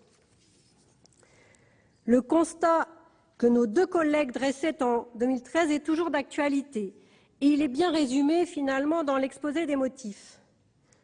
Le système institué en 1948 n'a que peu évolué depuis et est source de complexité, de confusion et de lourdeur administrative. De complexité tout d'abord, puisque la gestion des prestations obligatoires est déléguée à deux organismes, l'un national, la mutuelle des étudiants, plus connue sous le sigle LMDE, et l'autre régional, je parle des 11 sociétés mutuelles régionales dénommées SMER. Ces deux structures gèrent dans un système concurrentiel le régime de sécurité sociale obligatoire des étudiants. Cela soulève plusieurs interrogations. Qu'apporte un système concurrentiel pour un service public obligatoire? Les étudiants bénéficient-ils réellement de cette concurrence? Concrètement, qu'est-ce qui aujourd'hui pousse un étudiant à adhérer à l'une des mutuelles plutôt qu'à l'autre? Si vous avez eu récemment l'occasion d'accompagner un étudiant lors de son entrée à l'université, voici un exemple concret de la situation dans laquelle il peut se trouver au moment de l'inscription. Après plusieurs heures de file d'attente ponctuées par de nombreuses étapes telles que la constitution du dossier administratif d'inscription, l'édition de la carte étudiant, le règlement de l'inscription, l'inscription au bureau des bourses, il arrive dans un énième couloir ou dans une énième salle avec face à lui deux stands, l'un aux couleurs de la LMDE et l'autre aux couleurs de la SMER régionale. À ce moment précis, un représentant de chaque mutuelle l'aborde en lui indiquant que l'inscription de la sécurité sociale étudiante est obligatoire. Imaginez ce jeune de 18 ans, qui est l'âge moyen de la première inscription dans l'enseignement supérieur, qui découvre un nouveau monde dans lequel, entre 1000 informations, on lui parle de la sécurité sociale, ce qui a été jusqu'alors la charge de ses parents. Et à peine prend-il connaissance de son obligation d'adhérer au régime étudiant qu'on lui indique qu'il a le choix entre 2 structures. Mais comment choisit-il? Eh bien, il va aller s'asseoir et discuter avec celui qui l'aura le mieux baratiné ou celui qui aura été le plus rapide à le faire. Et voulant se débarrasser rapidement d'une contrainte administrative obligatoire, 9 fois sur 10, l'étudiant va signer avec l'organisme avec lequel il a commencé à discuter. Je ne vois vraiment pas où est le bénéfice de la concurrence. En outre, c'est à ce moment que la confusion devient encore plus grande. Je reprends l'exemple du nouvel étudiant sortant du lycée, peu familier avec le système de sécurité sociale, voire qui ignore ce qu'est une complémentaire santé. Ne risque-t-il pas de souscrire à une complémentaire qu'il croit obligatoire? A-t-il bien saisi que l'organisme qu'il a face à lui effectue une mission de service public tout en proposant une offre commerciale? L'on peut m'opposer que l'étudiant n'a qu'à prendre le temps de la réflexion et s'informer avant de signer avec des mutuelles, voire qu'il peut en changer ultérieurement. Mais concrètement, l'étudiant va vouloir tout régler rapidement pour se débarrasser de la paperasserie administrative et les transferts d'une mutuelle à l'autre en cours de scolarité sont complètement marginaux. Quant à la lourdeur administrative, elle se traduit parfois à travers les retards de remboursement, les dossiers perdus, voire par l'incapacité de maintenir un standard téléphonique efficace. C'est ce qu'on retrouve dans le rapport. Il me semble nécessaire de réformer ce système dans une ligne qui réponde également à l'engagement du président de la République, François Hollande, de procéder au choc de simplification. Comment faire alors pour rendre le système plus simple, plus fluide et plus clair pour les étudiants? Pourquoi éradiquer complètement, sans autre forme de procès, les mutuelles étudiantes? Pourquoi ne pas avancer par étapes et suivre la première des solutions envisagées dans le rapport de Mme Procaccia et de M. Cadrao, à savoir le transfert des compétences de back-office au régime général, et ça a été dit par d'autres intervenants. Je cite le rapport. Il serait tout à fait envisageable que les mutuelles étudiantes conservent l'accueil physique, les courriers et les réclamations, mais que l'assurance maladie liquide les prestations, assure les contrôles et la gestion des fraudes, voire gère les affiliations en ce qui concerne le répertoire national interrégime des bénéficiaires de l'assurance maladie ou les cartes vitales. Les mutuelles conserveraient ainsi un rôle de front office, donc de proximité, et pourraient alors se recentrer plus efficacement sur leurs offres de complémentaires santé. Je crois que tout le monde aurait à y gagner. Si elle dresse un juste constat, cette proposition de loi ne va pas dans le bon sens en retirant aux étudiants la possibilité d'avoir des mutuelles gérées par leurs pairs. Ainsi, notre groupe, dans sa majorité, ne votera donc pas pour le projet de loi. Pour autant, Madame la Ministre, nous souhaitons que vous preniez en compte les constats du rapport largement partagés et qui nécessitent de répondre aux problématiques de santé des étudiants. Merci de votre attention. Merci, chers collègues. La parole est à Madame Elisabeth Doineau pour le groupe UDI-UC.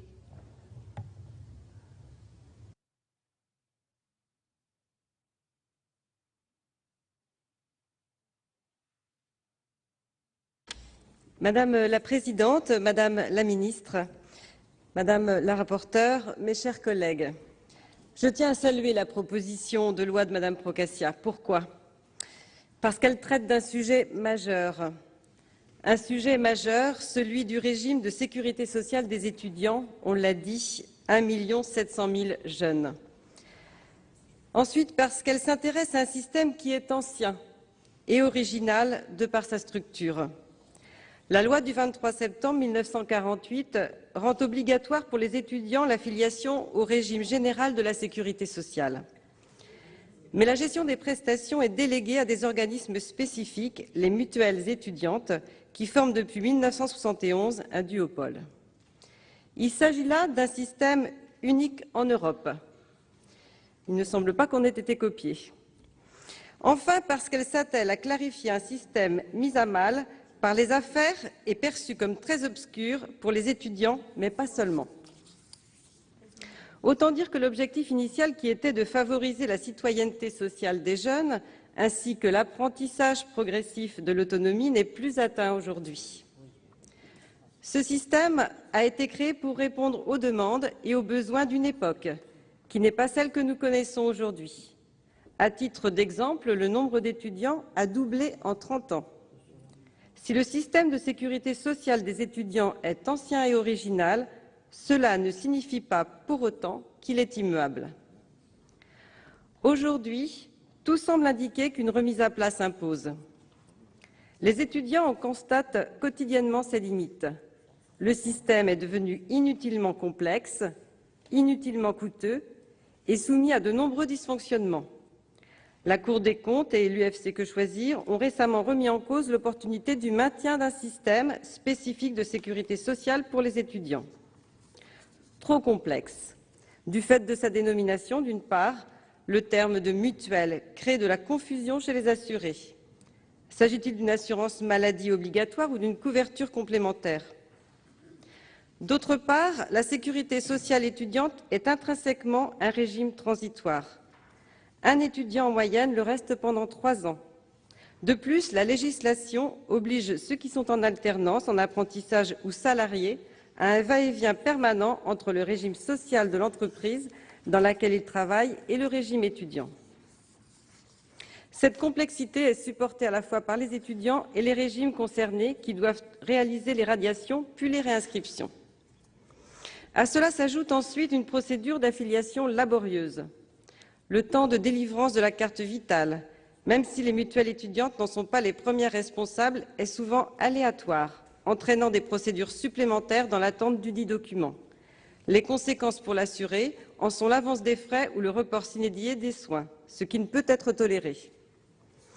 Autant dire que la qualité du service n'est pas au rendez-vous. En témoignent les longues files et les heures d'attente devant les agences des mutuelles étudiantes, les délais de remboursement souvent trop longs, ou encore les pièces de dossier perdues.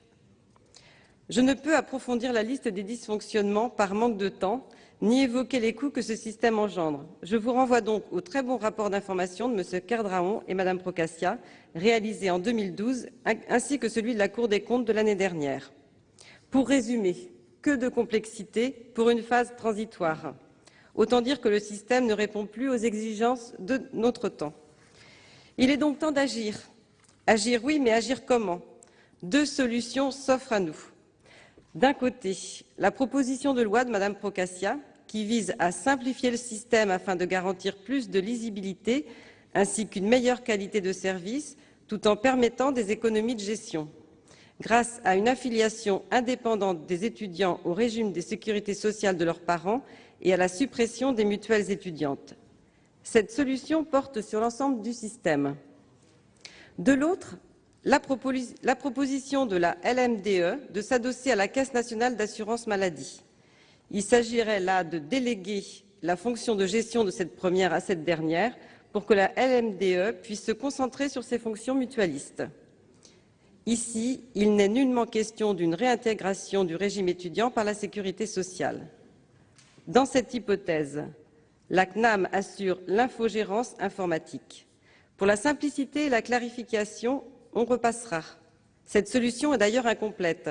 Elle porte uniquement sur la LMDE et non sur les mutuelles régionales. Par ailleurs, cette dernière solution n'est qu'hypothétique. Nous ne savons pas, ou en tout cas, on n'a pas toutes les informations, où en sont les négociations à l'heure actuelle. C'est pourquoi nous estimons au groupe UDI-UC que la proposition de loi de Mme Procaccia s'avère être la meilleure solution à l'heure actuelle.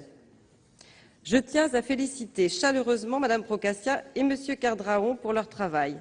Ce texte est issu d'une longue réflexion entamée il y a plusieurs années, qui ne peut faire l'objet d'aucune accusation partisane. Par ailleurs, la situation de la LMDE nous pousse à agir dès à présent. Nous ne pouvons pas perdre de temps.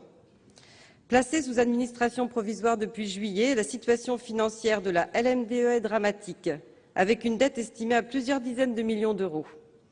La question est désormais posée de sa disparition à l'horizon de la rentrée prochaine. Cette perspective me permet d'évoquer une troisième solution. Si la LMDE disparaît, seules les mutuelles régionales auraient la charge de couvrir les étudiants. Ces dernières, ayant globalement un niveau de qualité de service supérieur et une situation financière bien meilleure, pourraient, pourquoi pas, absorber la LMDE et reprendre ses affiliés. C'est une piste à envisager. Le réseau des mutuelles régionales, qui n'est certes pas parfait, doit-il supporter le poids des erreurs de son concurrent et disparaître également? La proposition de loi de Mme Procaccia est quelque peu radicale, sans doute, ça a été dit, sur ce point. Une voie intermédiaire d'amélioration du système existant aurait pu être trouvée. Néanmoins, cette proposition de loi va dans le bon sens. Elle propose une solution crédible de simplification, de clarification et de meilleure gestion, ce qui permet de répondre aux principaux maux du système actuel. J'ai émis en commission quelques réticences au regard de la confidentialité des soins avec un tel dispositif. En effet, un tiers des étudiants résident toujours au domicile familial. Le recours exclusif à la dématérialisation des feuilles de remboursement et aux espaces personnels en ligne permettrait de garantir cette confidentialité nécessaire à l'autonomie des jeunes. Enfin, durant la phase transitoire proposée par Mme Procaccia, il faudra instaurer le fameux plan B de la LMDE. Si celui-ci est concluant, pourquoi ne pas l'appliquer à l'ensemble des mutuelles étudiantes?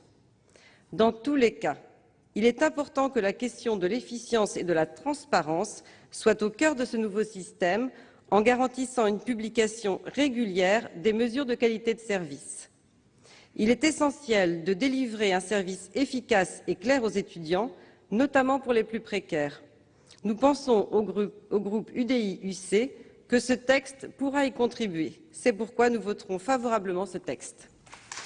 Madame Dominique Gillot pour le groupe socialiste.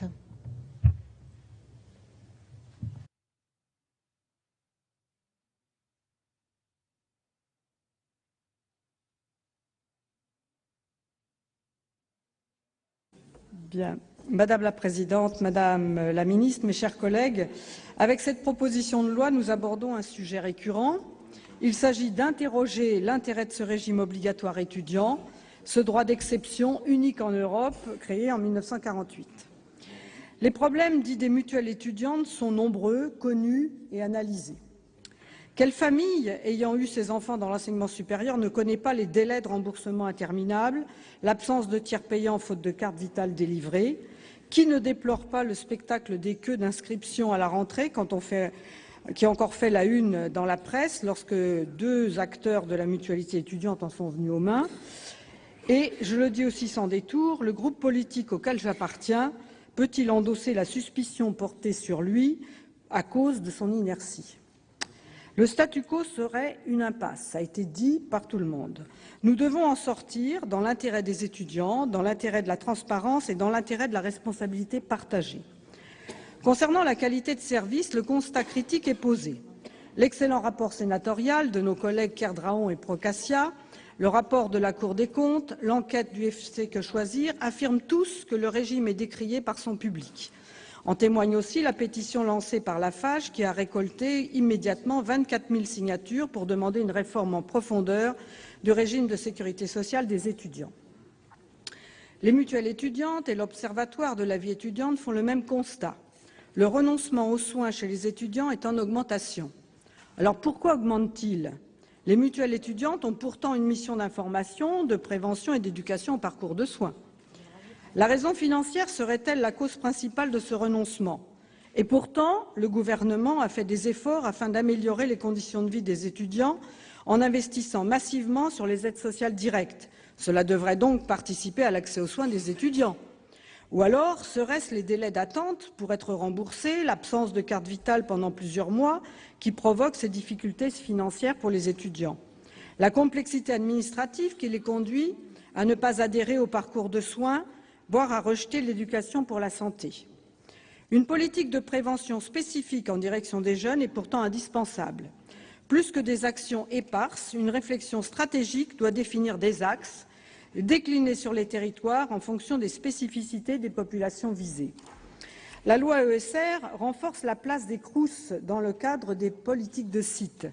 Et je suis persuadée que les CROUS, les services de santé universitaires, les agences régionales de santé et les comités départementaux d'éducation pour la santé ont un rôle particulier à jouer afin de déployer et coordonner des programmes de prévention et promotion de la santé sur les campus. Les étudiants étant représentés dans les instances des CROUS et des universités, c'est donc à ce niveau qu'ils peuvent agir pour l'adéquation entre les besoins des usagers qu'ils représentent et l'action des établissements. Le président de la République ayant rappelé son attachement au service civique, ne peut-on imaginer des jeunes en service civique qui joueraient un rôle de médiateur de la santé intégré au futur campus santé voulu par vous, Madame la Ministre, et qui commence à s'organiser? Ce serait permettre, dans le cadre d'une stratégie coordonnée avec le ministère de la Santé, une définition et un renforcement de la prévention des jeunes par leurs pairs. Enfin, la situation de la LMDE, un des acteurs principaux de la mutualité étudiante, oblige à repenser le système dans un délai désormais fixé par l'autorité de contrôle d'ici juin 2015. Les étudiants ont perdu la main sur l'outil alors qu'un adossement à la MGEN devait renforcer leur autonomie en même temps qu'apurer les comptes et les délais de réponse. Mais l'administratrice provisoire nommée n'a pas suivi les préconisations émises par le comité de surveillance. La trésorerie de la LMDE en est encore plus fragilisée, alors même que l'équilibre du modèle économique n'était pas encore trouvé. Depuis des années, les salariés subissent des plans sociaux, des plans de restructuration, des critiques publiques qui tendent le climat social. S'il s'avère que les difficultés financières de la LMDE sont structurelles, les solutions doivent rapidement être envisagées pour ces salariés. Alors, bien que partageant l'exposé des motifs, je pense que le véhicule législatif qui nous est présenté ce soir n'est pas le bon.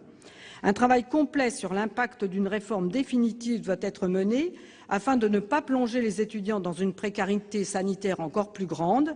En juillet, en décembre 2013, le sujet des mutuelles étudiantes a été abordé dans cette même Assemblée. Des engagements avaient été pris, mais force est de constater que la situation est de plus en plus critique pour les étudiants.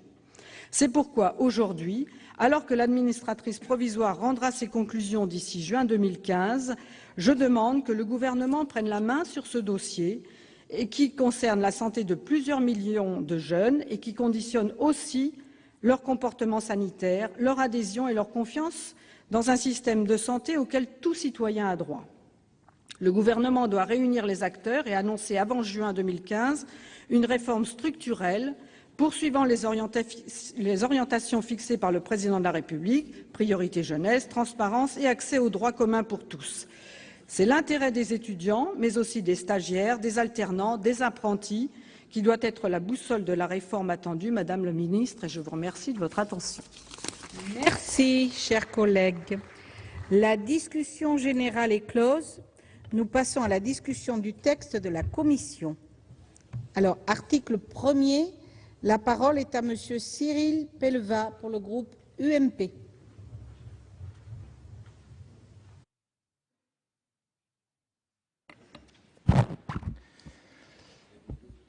Madame la Présidente, Madame la Ministre, Madame le rapporteur, mes chers collègues, je souhaite intervenir à ce stade de nos débats et prendre la parole sur l'article 1er pour présenter les différentes raisons qui m'amènent à soutenir ce texte. Tout d'abord, et comme l'a fort justement souligné notre rapporteure Catherine Procaccia, le régime actuel de sécurité sociale des étudiants est à bout de souffle. Depuis que la première d'entre elles, la LMDE, face à un déficit de 35 millions d'euros, a été placée sous administration provisoire en juillet dernier par l'autorité de contrôle prudentiel et de résolution, ACPR. Le plan d'adossement mis en place par la MGEN était une bouée de sauvetage pour la LMDE, mais le renoncement de cet engagement par le conseil d'administration de la MGEN le 24 octobre dernier précipite un peu plus la mutuelle étudiante vers une cessation de paiement possible dès l'été 2015 pour près de 920 000 étudiants. Cette situation démontre pleinement que le régime actuel de sécurité sociale de plusieurs centaines de milliers d'étudiants ne fonctionne plus et qu'il est urgent de trouver une solution rapide, pérenne et efficiente pour nos étudiants, comme le propose cet article 1er. En outre, la mauvaise qualité du service rendu par ces mutuelles a été dénoncée à plusieurs reprises. Je veux citer pour exemple l'enquête de la FAGE, Fédération des associations générales étudiantes, et de UFC Que Choisir, rendue publique le 24 septembre dernier, qui pointe, à travers des témoignages, la persistance de graves dysfonctionnements dans la gestion des mutuelles étudiantes, comme le délai dans la délivrance des cartes Vita, et ça a été rappelé, le délai des frais de remboursement médicaux qui s'allongent ou n'aboutissent pas, les permanences téléphoniques hasardeuses et pas à l'auteur des attentes des étudiants qui cotisent 213 € par an pour être finalement assez mal couverts. Des conseils mutualistes formés d'abord et avant tout à des techniques commerciales, parfois agressives, pour vendre le maximum de produits commerciaux tels que les complémentaires santé, les banques et les fast-food. Autant de problèmes qui réduisent l'accès aux soins et qui peuvent compromettre la santé de milliers d'étudiants. Cet article premier, qui constitue le cœur de la proposition de loi, répond ainsi à la volonté de nombreux étudiants de ne plus être affiliés à un régime particulier. Le dispositif de cet article premier est donc un choc de simplification administrative pour les étudiants et leurs familles, le gage d'un service de meilleure qualité contribuant à une meilleure santé de nos étudiants et aussi le gage de sanctuarisation de nos campus face aux intérêts marchands des mutuelles. Enfin, et ce n'est pas anecdotique, dans la situation économique actuelle, ce rattachement va engendrer des économies potentielles de l'ordre de 70 millions d'euros. Pour toutes ces raisons, mes chers collègues, vous l'aurez compris, je voterai cet article premier et l'ensemble de la proposition de loi. Merci. Merci, chers collègues. La parole est à Monsieur Olivier Cadic pour le groupe UDI-UC. Merci, Madame la Présidente, Madame la Ministre, Madame le rapporteur, chers collègues. La proposition de loi soumise à notre examen est une proposition comme je les aime. En effet, non seulement elle vise à simplifier la vie de nos concitoyens lorsqu'ils sont étudiants ou parents d'étudiants, mais elle est également source d'économie et d'amélioration de la qualité du service rendu. Mes chers collègues, la situation d'1,7 million de jeunes et de leurs familles est ici entre nos mains. En effet, la mutation interrégime, une situation sociale temporaire, juste le temps des études supérieures, constitue pour beaucoup d'entre eux un véritable calvaire administratif, lourd de formalisme et de dysfonctionnement. Et je n'aborde pas ici la situation des jeunes qui occupent un emploi parallèlement à leurs études supérieures.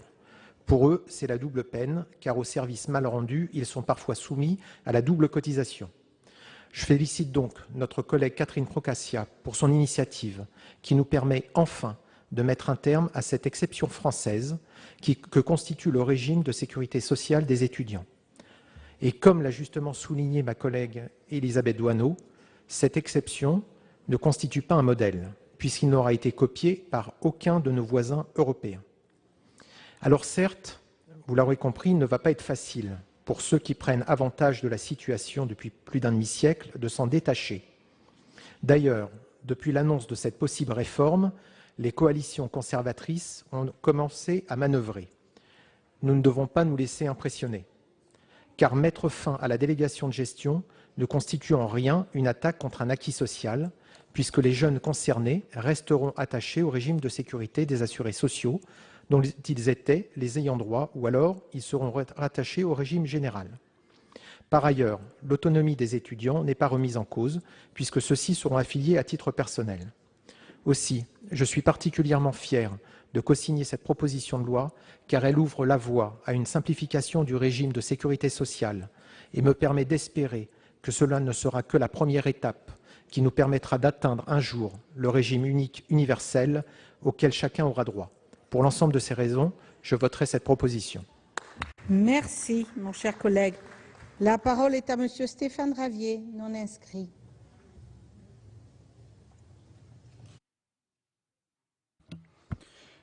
Oui, merci Madame la Présidente. Madame la Ministre, Madame le rapporteur, les organismes de sécurité sociale et estudiantine ont décidément du plomb dans l'aile. La MNEF a eu beau changer de nom, après le scandale politico-financier encore dans toutes les mémoires, son successeur, la LMDE, est à présent dans la tourmente. Mais ces difficultés révèlent des difficultés plus profondes qui justifient aujourd'hui le présent projet de loi. En effet, l'autonomie de la Sécu étudiante apparaît aujourd'hui comme un dogme, éloigné des besoins des étudiants, lesquels sont, comme tout un chacun, de bénéficier d'une qualité de service. Outre les influences politiques qui n'ont rien à y faire, même si elles ont longtemps eu cours, Ces organismes sont aujourd'hui de taille trop réduite pour offrir des services satisfaisants et au meilleur prix. Elles reviennent donc aujourd'hui plus chères et sont moins bien équipées que le régime général. J'appelle donc le gouvernement, dont certains membres ou amis ont un passé fourni en la matière, à dépasser leur nostalgie de jeunesse et à mettre fin à cette sécu étudiante qui aujourd'hui ne résiste plus, si j'ose dire, à l'examen. Nous voterons pour ce projet de loi. Merci. Merci. Madame Procaccia, vous avez demandé la parole. Merci Madame la Présidente.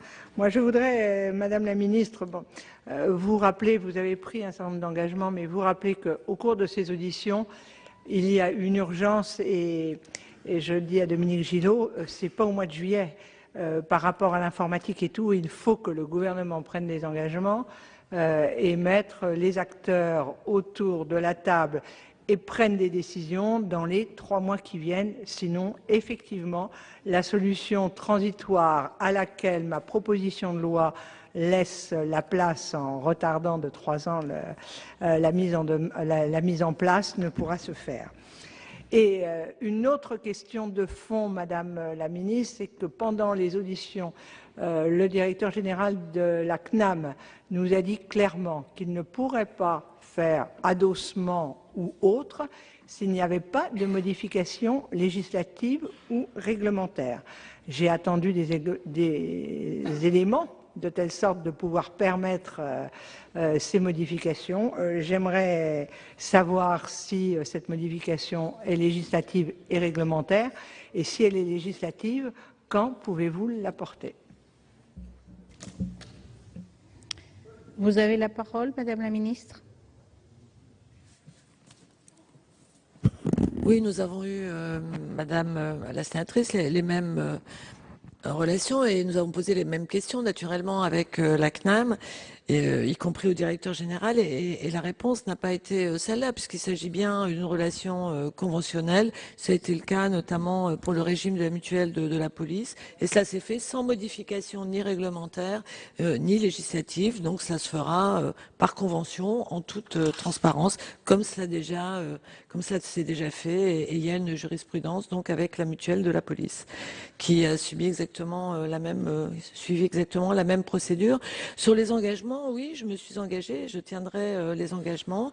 J'ai conscience que l'agenda est serré, mais nous voulons absolument poursuivre la démarche qui a été indiquée, c'est-à-dire préserver la spécificité d'une complémentaire étudiant en ayant un régime général qui soit un régime géré de façon plus fluide. Et c'est bien le sens des discussions et des débats que nous avons en ce moment. Enfin, je ne peux pas résister à dire au dernier interlocuteur, je ne répondrai pas sur le fond, ça n'en vaut pas la peine, mais que c'est vrai qu'il appartient à un parti qui peut avoir des sources, puisque certains ont appartenu, à un moment donné, ont été administrateurs de l'AMNEF, mais sont des sources qui étaient un peu anciennes et qui sont plus de mise maintenant.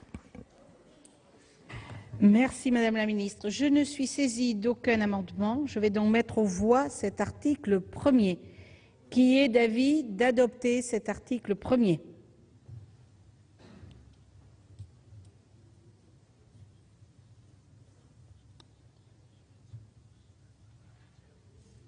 Qui est contre?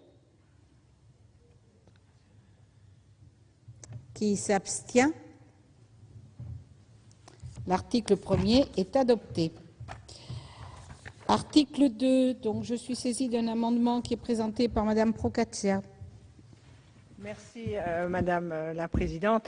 Eh bien, cet amendement, je vais rendre à César ce qui est à César, puisque c'est Madame Archimbaud qui l'a déposé, mais cet amendement n'avait pas pu être déposé à temps, et il correspond tout à fait aux attentes que nous avions eues lorsque nous avions présenté le rapport. En l'occurrence, il s'agit de la situation des étudiants qui sont salariés. les étudiants qui sont salariés et qui ont le nombre d'heures suffisantes pour pouvoir bénéficier de la sécurité sociale générale sont souvent obligés de cotiser double, à la fois la sécurité sociale étudiante et à la fois au régime général s'ils sont salariés en dépendant du régime général. Et donc l'objectif de cet amendement est de mettre fin à cette situation. Et tout au long des auditions que nous avions menées, en tout cas il y a 2 ans, il s'est avéré que jamais un étudiant ne réussissait à se faire rembourser cette cotisation payée indûment. Donc, je n'émets pas un avis favorable, mais cet amendement m'a paru de très bonne foi et correspondre à des véritables attentes. Y a-t-il des demandes de prise de parole? Avis du gouvernement? Je rappelle que le gouvernement, dans son ensemble, n'est pas favorable à l'adoption de cette PPL et que donc on ne peut pas approuver un amendement qui se situe dans le cadre d'une PPL que l'on n'approuve pas. Donc le gouvernement propose de rejeter cet amendement, même si cet amendement en soi est un amendement intéressant. Voilà. Madame Gillot. Oui, Madame la Présidente, Madame la Ministre, effectivement, on a bien compris que vous étiez défavorable à cette PPL. Nonobstant, l'amendement à l'article 2 aborde un sujet qui est récurrent, c'est-à-dire que les étudiants qui deviennent stagiaires ou les apprentis ou les alternants sont amenés à cotiser différemment, à sortir du régime, à revenir. Donc, à un moment donné, il va falloir quand même que ce sujet-là soit traité de manière uniforme et qu'il y ait le même régime pour tous les jeunes qui poursuivent des études après leur baccalauréat, qu'ils aient le statut étudiant, le statut d'alternant, le statut d'apprenti. Ils sont tous dans la même attention de la nation. Merci, ma chère collègue. Madame Archambault. Oui, cela ne préjuge pas du vote final qu'on aura et de la position qu'on a, que j'ai rappelé pour ce qui est de mon groupe. Mais c'est vrai que c'est une façon de rappeler qu'il y a là un problème particulièrement grave et de rappeler qu'on a bon nombre d'étudiants aujourd'hui qui passent par différents statuts, notamment celui de salarié, par nécessité économique, et que puisqu'il faut, selon moi, retravailler complètement ce projet, au moins qu'on ait en tête ce souci, qui est un souci important de toute façon. Je vous remercie. Il n'y a pas d'autres prises de parole. Donc, je vais mettre aux voix cet amendement. Qui est favorable à cet amendement?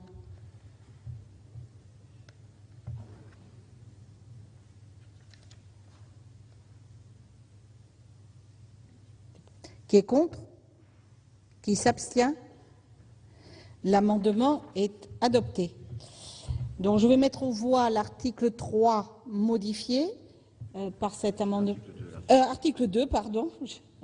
Je vais trop vite. Article 2 modifié par cet amendement. Qui est pour article 2?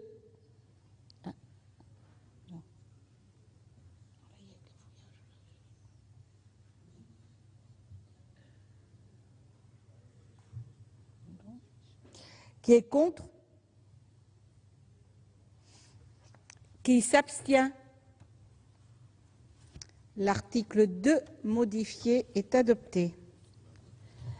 Article 3, même vote.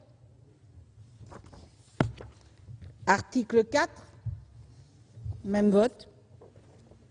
Article 4 bis, même vote. Article 5, même vote. Article 6, même vote. Je vais donc mettre aux voix l'ensemble de la proposition de loi. Y a-t-il des demandes d'explication de vote?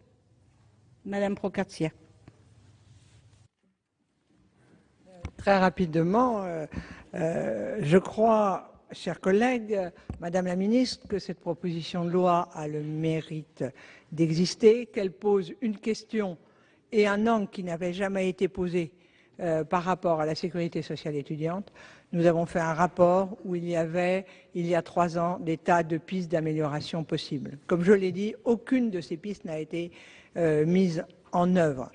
Le système que mes collègues, les 80 co-signataires de cette proposition de loi et moi-même vous proposons, est effectivement un système simple, mais tellement simple que, comme je l'ai dit, sans doute jamais l'administration y a pensé. Et après 70 ans de modification des textes et autres, il y a un vrai problème de fonctionnement. Moi, je dis que cette proposition de loi doit aussi faire réfléchir tous les intervenants sur cette réalité. Est-ce que les étudiants sont si différents des jeunes du même âge? Pourquoi devraient-ils être gérés? Pourquoi devraient-ils être soignés? Pourquoi devrait-il avoir des actions de prévention qui ne s'adressent pas à toute une génération? Moi, je vous renvoie à ça et je rappelle que la simplicité, c'est effectivement qu'on ne change pas de régime sans arrêt. 80% des parents des enfants sont au régime général, 80% des étudiants resteront dans ce régime et 80% d'entre eux, quand ils travailleront, dépendront toujours du régime de sécurité sociale. Vous avez économisé là 3 à 4 transferts d'un régime à l'autre. Vous avez économisé 3 ou 4 cartes vitales à faire rééditer et à laisser les gens sans droit. Ce système est simple. J'espère qu'à l'Assemblée nationale, la sagesse des députés permettra que ce texte aille plus loin. Et en tout cas, je souhaite que aujourd'hui, au Sénat, on jette les bases d'un système plus simple et même d'un système transitoire qui puisse fonctionner, parce que pour l'instant, nous n'en sommes qu'à des discussions entre des intervenants et à rien de concret. Madame la ministre, vous avez la parole. Oui, brièvement, Madame la Présidente, Mesdames, Messieurs les sénatrices et sénateurs, parce que dans mon propos liminaire, j'ai déjà pas mal explicité la démarche du gouvernement. Alors si j'ai déjà eu l'occasion d'ailleurs de dire tout le bien que je pensais du rapport coproduit par Ronan Quindraon et par Catherine Procaccia et tout l'intérêt du gouvernement et même davantage que l'intérêt, l'engagement du gouvernement pour répondre aux questions qui se posent quant à la santé des étudiants.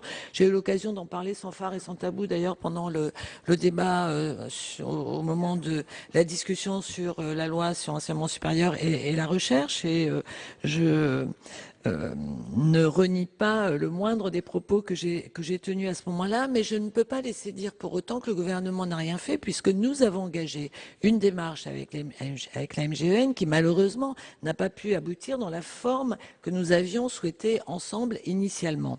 Cette démarche va se poursuivre de façon différente avec l'affiliation à un régime de sécurité sociale général, encore une fois qui préservera les droits des étudiants, et une complémentaire santé qui tiendra compte tout de même du passé, mais surtout de la spécificité du régime des étudiants, qui continuera à impliquer le personnel étudiant dans la gestion, parce que je suis convaincue, pour l'avoir vu dans différents secteurs, pas seulement celui de la santé, aussi dans des espaces de vie culturelle ou d'animation, je suis convaincue que la gestion par les étudiants, pour les étudiants, d'un système de santé, que ce soit pour la prévention pardon, ou pour les soins, est d'abord un élément de formation et de responsabilisation pour les étudiants eux-mêmes, et est un élément de persuasion pour les actions de prévention. Parce que personne mieux qu'un jeune ne convaincra un autre jeune pour qu'il lui parle de ses addictions, pour qu'il envisage de se faire suivre, pour qu'il lui parle de ses problèmes d'isolement. Et j'ai encore vécu cette semaine un cas de suicide d'étudiants liés à ces problèmes d'isolement. Et vous savez que ces désordres, ces sensations d'isolement qui donnent lieu parfois à des gestes dramatiques sont de plus en plus fréquents chez les étudiants. Pardon. Voilà pourquoi je suis convaincue qu'il faut garder une spécificité, une complémentaire santé. C'est ce à quoi nous allons nous atteler, et nous avons déjà engagé cette démarche avec la MGEN, et nous avons quelques semaines pour y parvenir, et je suis prête à revenir faire un point au moment où nous aurons abouti dans ce même hémicycle.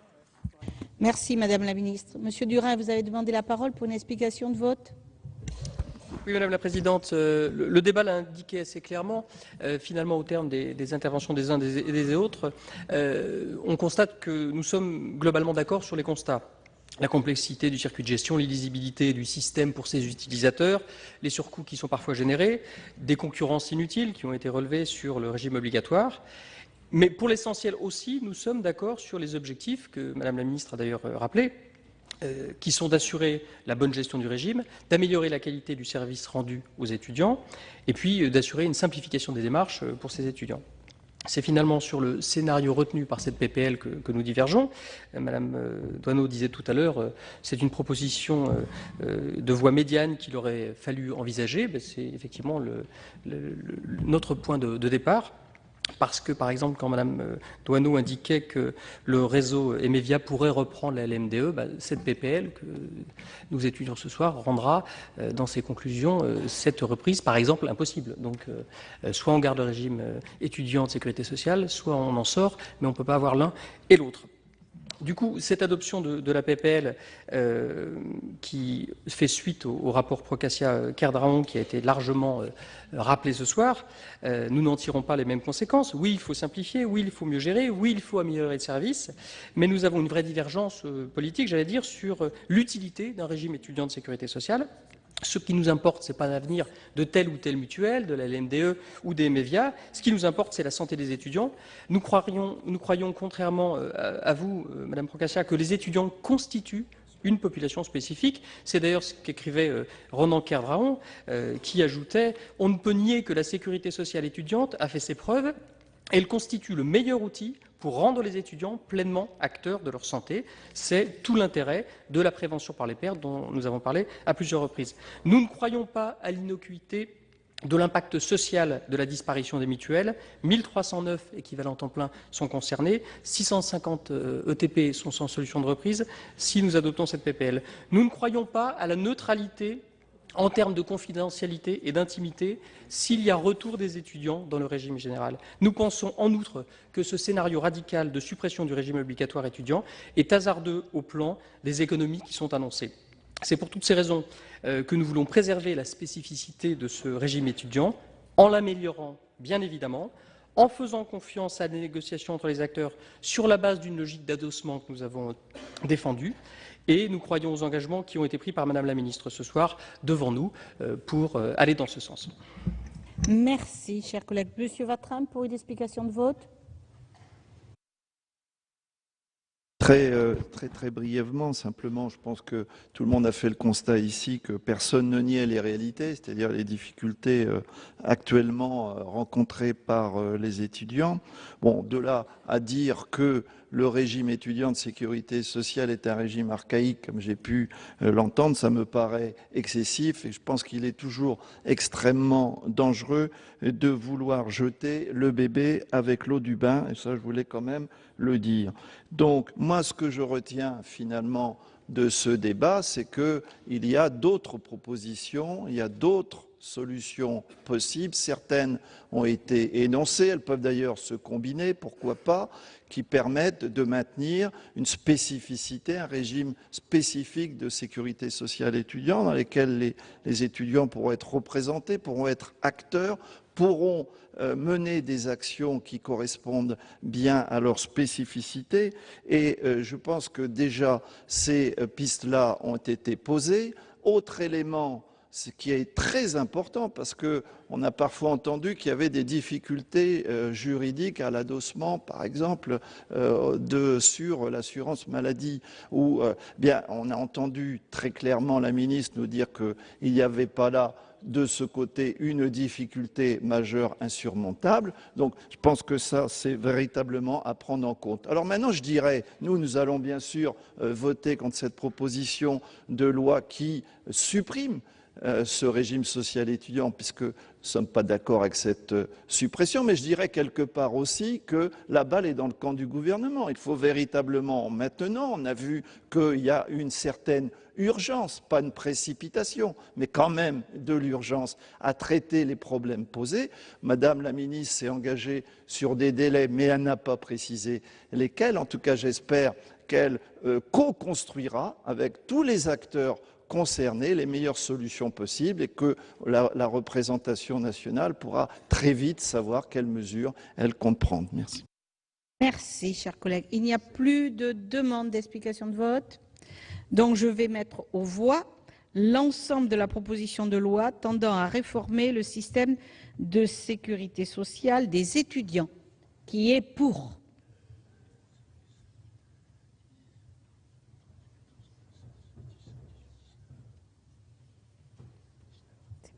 Qui est contre?